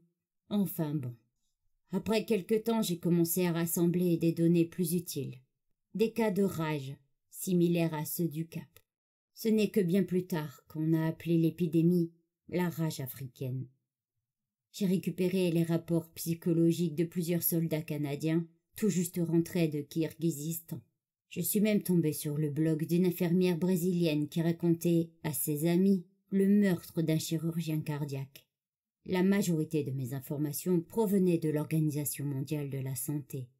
Ah, l'ONU. Un vrai chef-d'œuvre de bureaucratie. Vous n'avez pas idée du nombre de pépites qu'on trouve bien planquées sous des montagnes de rapports jamais lus par personne. J'ai retrouvé la trace d'incidents similaires partout dans le monde. Tous expliqués de la façon la plus plausible qui soit. Tout ça m'a permis de bâtir une sorte de mosaïque cohérente pour mieux cerner la nature exacte de la menace. Les sujets étaient bel et bien morts. Ils étaient hostiles et ils se reproduisaient. J'en ai aussi profité pour faire une découverte très utile. La meilleure façon de les éliminer. Le cerveau. Il glousse. Aujourd'hui, on en parle comme si c'était quelque chose de magique. Je ne sais pas, moi. Un peu comme les balles en argent ou l'eau bénite. Oh mon Dieu, oh mon Dieu. Mais pourquoi est-ce la seule façon de tuer ces créatures? Mais c'est pareil pour vous. Vous connaissez la meilleure façon de nous éliminer? Vous parlez des êtres humains?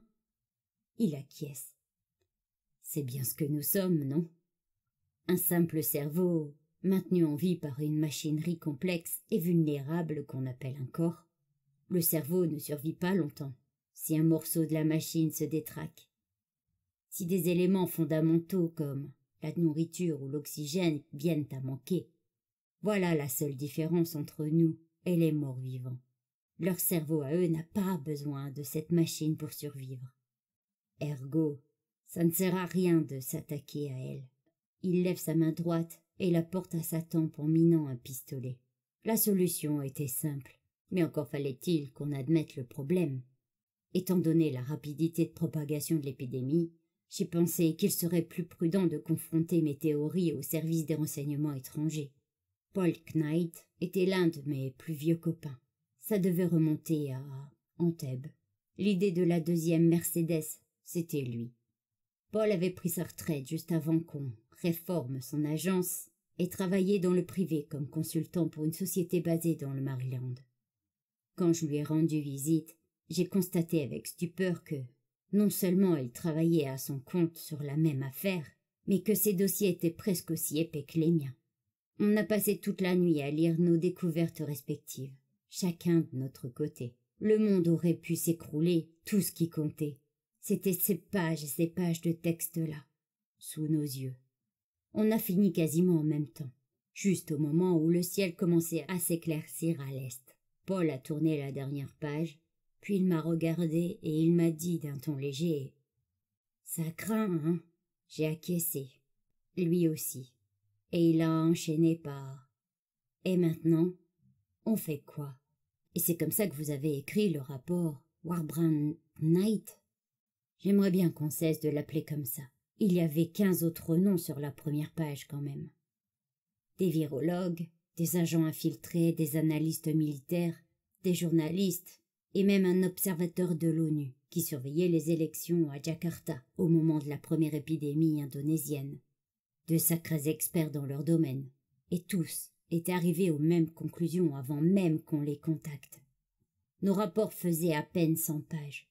Ils étaient concis, parfaitement clairs. Bref, idéal pour assurer que ces foyers épidémiques ne prennent jamais les proportions d'une pandémie.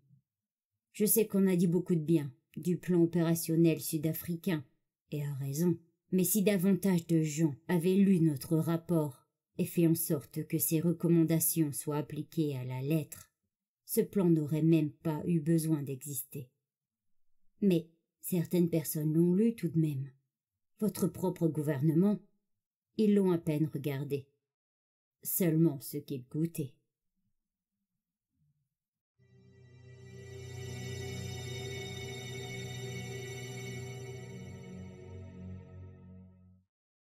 Bethléem, Palestine. Avec son front buriné et son charisme à toute épreuve, Saladin Kader pourrait facilement devenir star de cinéma. Chaleureux mais jamais obséquieux sur lui-même, sûr de lui mais jamais arrogant. Il enseigne la planification urbaine à l'université Khalil Gibran et fait se pâmer la quasi-totalité de ses étudiantes. Nous sommes assis sous la statue de l'homme qui a donné son nom à l'institution. Le bronze brille au soleil, comme tous les bâtiments de cette opulente cité du Moyen-Orient. Je suis né et j'ai été élevé à Kuwait City. Ma famille faisait partie des chanceux qui avaient échappé aux expulsions de 1991, quand Arafat s'est rangé aux côtés de Saddam contre le reste du monde. Nous n'étions pas riches, mais nous ne manquions de rien. Tout allait bien pour moi. Je peux même dire qu'on me choyait. Et Seigneur, ça se sentait dans chacun de mes actes. Je regardais la chaîne Al Jazeera, accoudée au comptoir du Starbucks, où je travaillais après les cours. C'était le coup de feu de l'après-midi et le café était plein à craquer. Vous auriez dû entendre la rumeur, les cris de joie et les sifflets. Je suis sûr qu'on a fait autant de bruit que l'Assemblée générale de l'ONU. On a tous pensé qu'il s'agissait d'un nouveau mensonge des sionistes, bien sûr. Quand l'ambassadeur israélien a annoncé au monde entier que son pays appliquerait désormais une politique stricte de quarantaine volontaire, qu'est-ce que j'étais censé croire? Je devais gober cette histoire invraisemblable de rage africaine. Un nouveau fléau qui transformait les morts en monstres assoiffés de sang. Comment croire une connerie pareille? Surtout quand elle sort de la bouche de votre ennemi juré. Je n'ai même pas écouté la seconde partie du discours de ce gros porc. Celle où il offrait un asile sans condition à tout juif né à l'étranger. Et tout étranger né de parents israéliens et à chaque Palestinien vivant dans les territoires occupés au sein des frontières d'Israël. Cela s'appliquait pourtant à ma famille, réfugiée de l'agression sioniste de 67. Sur les injonctions des chefs de l'OLP, nous avions abandonné nos villages, en croyant qu'on y reviendrait, dès que nos frères égyptiens et syriens auraient noyé tous les juifs dans la Méditerranée. Je n'avais jamais mis les pieds en Israël. Cette terre qui deviendrait bientôt la nouvelle Palestine unifiée. Et que cachait cette soi-disant ruse israélienne d'après vous? Voilà mon raisonnement. Les sionistes viennent tout juste d'abandonner les territoires occupés. En tout cas, c'est ce qu'ils disent. Mais comme au Liban, ou plus récemment dans la bande de Gaza, en réalité, c'est nous qui les avons fichus dehors. Et ils savent très bien que le prochain coup va tout simplement détruire l'horreur qu'ils osent appeler pays. Et donc, pour s'y préparer correctement, il leur faut recruter autant de juifs que possible, comme chair à canon. Et j'étais si fière d'avoir trouvé ça tout seul. Kidnapper autant de Palestiniens que possible pour leur servir de bouclier humain. J'avais réponse à tout, comme tous les gamins de 17 ans. Mon père, lui, n'était pas vraiment convaincu par mes brillantes conclusions géopolitiques. Il travaillait comme portier à l'hôpital Amiri, et il était de service le premier jour de l'épidémie de la rage africaine. Il n'avait pas assisté directement à la réanimation des cadavres, ni au carnage qui s'était ensuivi.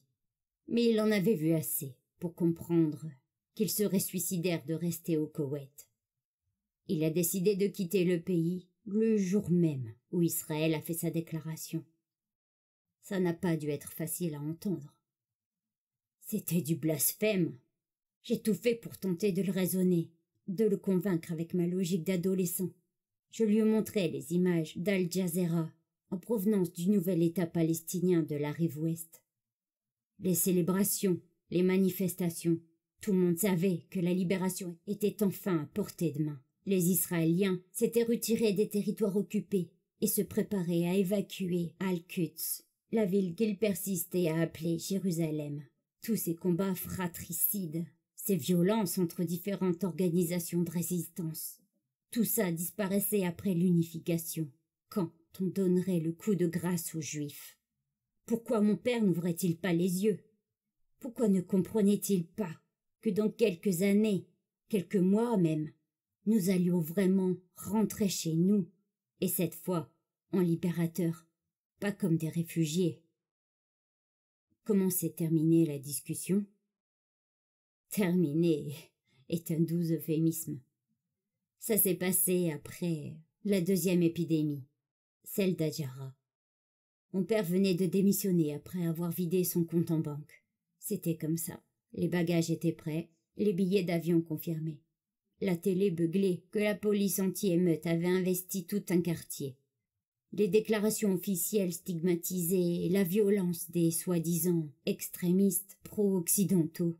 Et comme d'habitude, je me disputais avec mon père. Il essayait de me convaincre en me racontant ce qu'il avait vu à l'hôpital.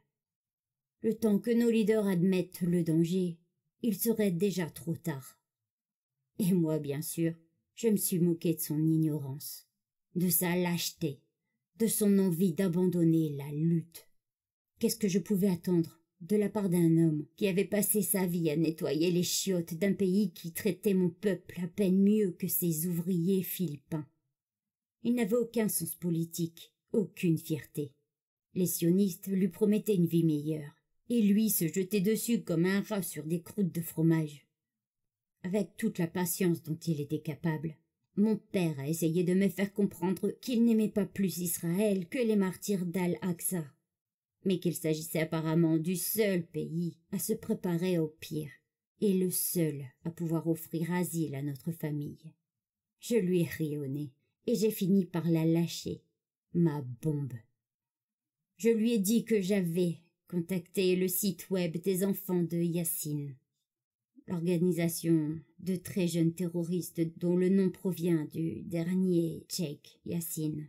Les martyrs n'avaient pas plus de 18 ans et obéissaient à des règles très strictes. Et qu'un recruteur qui opérait à Kuwait City devait m'envoyer un email d'ici peu. J'ai dit à mon père qu'il pouvait s'enfuir s'il le voulait, qu'il pouvait aller faire la pute chez les Youpins, si ça lui chantait, mais que la prochaine fois qu'on se verrait, je serais en train de le libérer du camp prisonnier. J'étais tout fier de ma phrase. Elle sonnait très bien, très héroïque. Ensuite, j'ai pris mon air le plus méprisant et je me suis levé de table pour préparer ma sortie. Aux yeux d'Allah, Les plus laides des créatures sont les sceptiques. Le silence est tombé, comme un coup près, dans la salle à manger. Ma mère a baissé la tête. Mes sœurs ont échangé un regard. On n'entendait que la télé. La voix épileptique d'un reporter qui criait à tout le monde de rester calme. J'étais déjà plus grand que mon père à l'époque, et jamais il ne s'était montré violent à mon égard. Je ne crois pas l'avoir jamais entendu lever la voix sur quiconque. Mais là, quelque chose a terni ce regard, quelque chose que je n'avais jamais vu. Il m'est tombé dessus en un éclair et m'a balancé une claque magistrale qui m'a envoyé valdinguer contre le mur. J'ai vu 36 chandelles, ça oui. « Tu viens avec nous !» il a hurlé en me cognant plusieurs fois contre le mur en plâtre. « Je suis ton père, tu m'obéis !» La claque qui a suivi m'a quasiment aveuglé. « Soit tu viens avec nous, soit tu ne sors pas vivant d'ici. » J'ai encore eu le droit à quelques coups. Je me suis fait secouer comme un prunier et engueuler comme un poisson pourri. Impossible de comprendre d'où sortait cet homme. Un lion venait de remplacer le type docile et faible qui me servait de père. Un lion qui protégeait son petit. Il avait parfaitement compris qu'il ne lui restait que la peur pour me sauver la vie, et que le fléau ne m'effrayait pas. Eh bien, j'allais foutrement avoir peur de lui. Et ça a marché. Il éclate de rire. J'aurais vraiment fait un piètre martyr. Je crois que j'ai pleuré pendant tout le trajet jusqu'au Caire. Le Caire? Il n'y avait plus aucun vol direct pour Israël depuis Koweït City. Pas même depuis l'Égypte, à cause des restrictions migratoires imposées par la Ligue arabe. Il fallait d'abord prendre un vol Koweït City et le Caire, puis traverser le désert de Sinaï en bus jusqu'au poste frontière Taba. Alors qu'on s'approchait de la frontière, j'ai vu le mur pour la première fois. Il n'était pas encore terminé. On voyait des tiges d'acier saillir du béton par endroits. Bien sûr, j'avais déjà entendu parler de leur soi-disant périmètre de sécurité, contrairement à bon nombre de citoyens du monde arabe. Mais je croyais qu'il ne concernait que la rive ouest et la bande de Gaza. Plantés comme ça, là, au milieu de nulle part, il confirmait ma théorie. Les Israéliens s'attendaient à une attaque générale sur tous les fronts. Excellent, ai-je pensé. Les Égyptiens ont retrouvé leurs couilles, on dirait. À Taba, on nous a fait sortir du bus et ordonné de passer en file indienne devant des cages remplies d'énormes chiens à l'œil mauvais. On s'est avancé les uns après les autres. Ensuite, un garde-frontière, un noir tout maigre, j'ignorais qu'il existait des juifs noirs, a levé la main en criant « Attendez ici », dans un arabe méconnaissable. Puis, allez-y, allez. L'homme qui me précédait était assez âgé. Il portait une longue barbe blanche et il s'aidait d'une canne pour marcher. Les chiens sont devenus fous quand il est passé devant eux. Tous à hurler, à baver, à mordre les barreaux de leur cage et à se jeter contre la grille. En un instant, 2 énormes types en civil ont entouré le type. Ils lui ont murmuré quelque chose à l'oreille, avant de l'emmener. Je voyais bien qu'il était blessé. Sa 10 d'achat était trouée à la hanche et maculée de sang séché. Ces 2 hommes étaient tout sauf docteurs, et la camionnette noire banalisée, vers laquelle ils ont escorté le vieillard, ne ressemblait franchement pas à une ambulance. Les salopards, ai-je pensé, alors que sa famille l'appelait en gémissant. Ils éliminent les vieux, ou ceux qui sont trop malades pour être utiles. Puis, on a dû passer nous aussi devant les cages. Les chiens n'ont eu aucune réaction, ni avec moi, ni pour le reste de ma famille. Je crois même que l'un d'eux a remué la queue quand ma sœur a fait un petit geste de la main. Mais l'homme qui nous suivait, par contre, de nouveau des aboiements, leurs grognements, et encore les 2 civils. Je me suis retournée. Surprise, il s'agissait d'un blanc, sans doute un Américain ou un Canadien peut-être. Non, il devait être américain. Son accent était très fort. « Hé mec, tout va bien ?» il a crié en essayant de se dégager. Putain, mais c'est quoi ce bordel? Il était bien habillé, costume-cravate avec un attaché-case qui a valdingué sur le sable quand il a commencé à se battre avec les 2 Israéliens. « Lâche-moi, connard! Merde! Je suis avec vous !» Les boutons de sa chemise ont volé et ont révélé un bandage gluant de sang tout autour de sa poitrine. Il a continué à se débattre et à hurler jusqu'à ce qu'il le balance à l'arrière du van. Sur le coup, je n'ai rien compris. Pourquoi lui? Apparemment, ça n'avait rien à voir avec le fait d'être arabe ou blessé. J'ai vu plusieurs réfugiés avoir de sales entailles passer devant les chiens sans encombre. Les gardes les ont escortés vers des ambulances, des vraies cette fois, pas des camionnettes noires. Je voyais bien que ça avait un rapport avec les chiens. Est-ce qu'ils pouvaient sentir la rage? C'était ce qui me paraissait le plus logique. Alors j'ai décidé d'y croire pendant notre internement à la périphérie de Yerohan. Le camp de relocalisation et quarantaine. Mais moi je voyais ça comme une prison. C'était exactement ce à quoi je m'attendais. Des tentes, des gens entassés partout, des gardes, des barbelés et le soleil impitoyable du désert de Negev. On se sentait prisonnier. On était prisonnier. Et même si je n'avais jamais trouvé le courage de dire à mon père « Tu vois, je te l'avais bien dit », mon regard suffisait amplement. Ce qui m'a surpris par contre, c'étaient les examens médicaux. Quotidiennement, une armée de docteurs et d'infirmiers nous rendait visite. Échantillons de sang, de peau, de cheveux, de salive, même d'urine ou de sel, aussi épuisant qu'humiliant. La seule chose qui rendait tout ça supportable et qui limitait probablement les risques de révolte parmi les détenus musulmans. C'était la nationalité palestinienne de la plupart des médecins et des infirmières. La femme qui s'occupait de ma mère et de mes sœurs venait des États-Unis, un endroit appelé Jersey City. L'homme qui nous examinait, lui, il venait de Jabalia, à Gaza, et il était lui aussi passé par le centre de rétention quelques mois plus tôt. Il n'arrêtait pas de nous dire « Vous avez pris la bonne décision en venant ici. Vous verrez, je sais que c'est dur, mais vous comprendrez un jour que nous n'avions pas le choix. » Il nous assurait que tout était vrai, tout ce qui se disait, tout ce que disaient les Israéliens. Je n'arrivais toujours pas à croire, même si une partie de moi-même s'y employait chaque jour un peu plus. Nous sommes restés à Yerohan pendant 3 semaines, jusqu'à ce qu'on régularise nos papiers et que nos analyses médicales soient validées. Et vous savez quoi?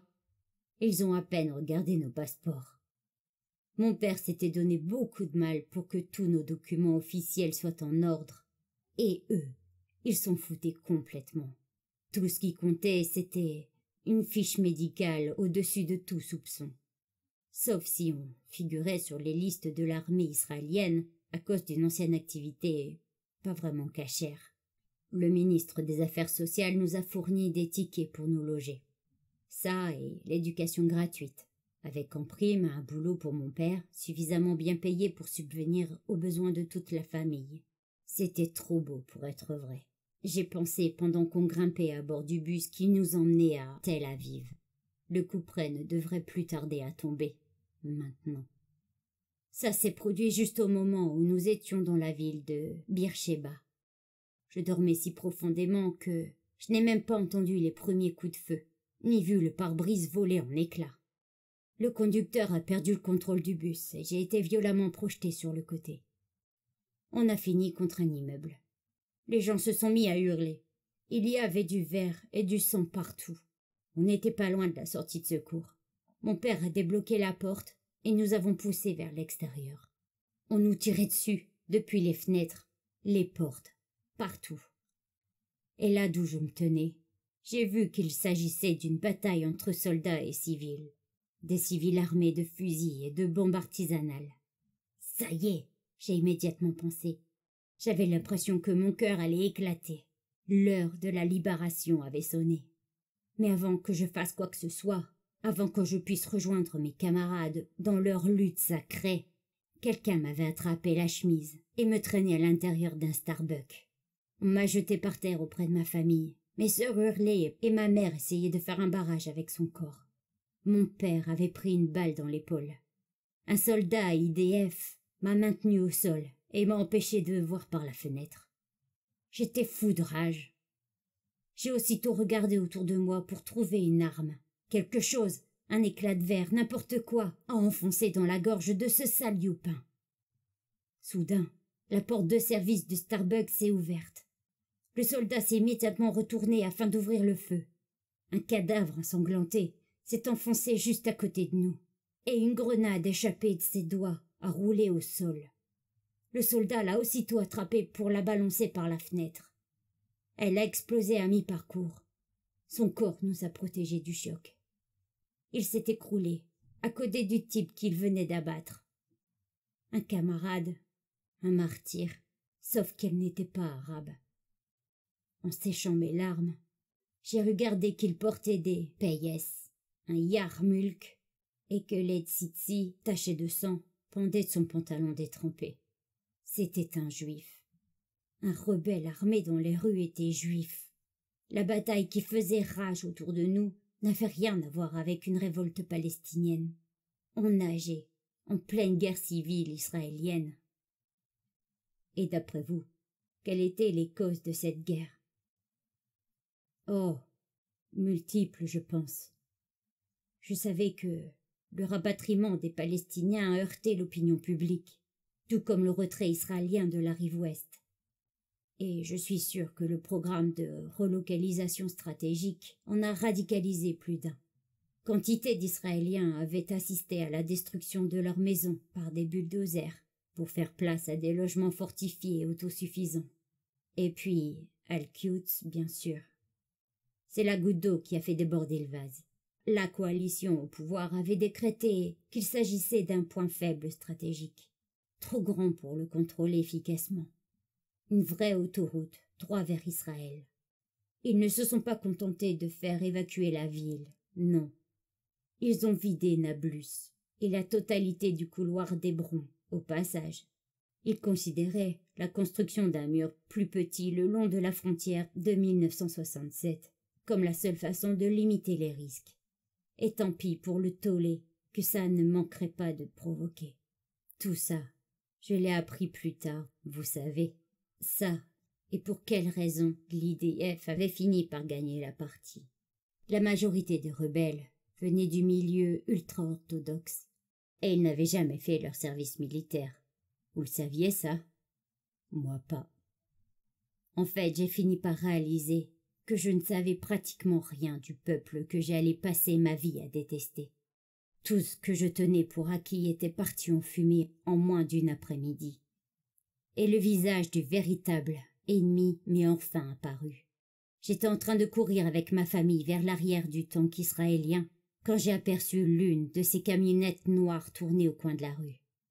Une roquette l'a touché de plein fouet. Le van a littéralement sauté en l'air et s'est retourné avant d'exploser en 1000 morceaux dans une boule de feu aveuglante. Il me restait encore quelques mètres à faire avant d'atteindre la porte du tank. Juste assez pour apercevoir ce qui a suivi. Des silhouettes ont émergé de la carcasse brûlante. Des torches humaines aux vêtements et à la peau luisante d'essence.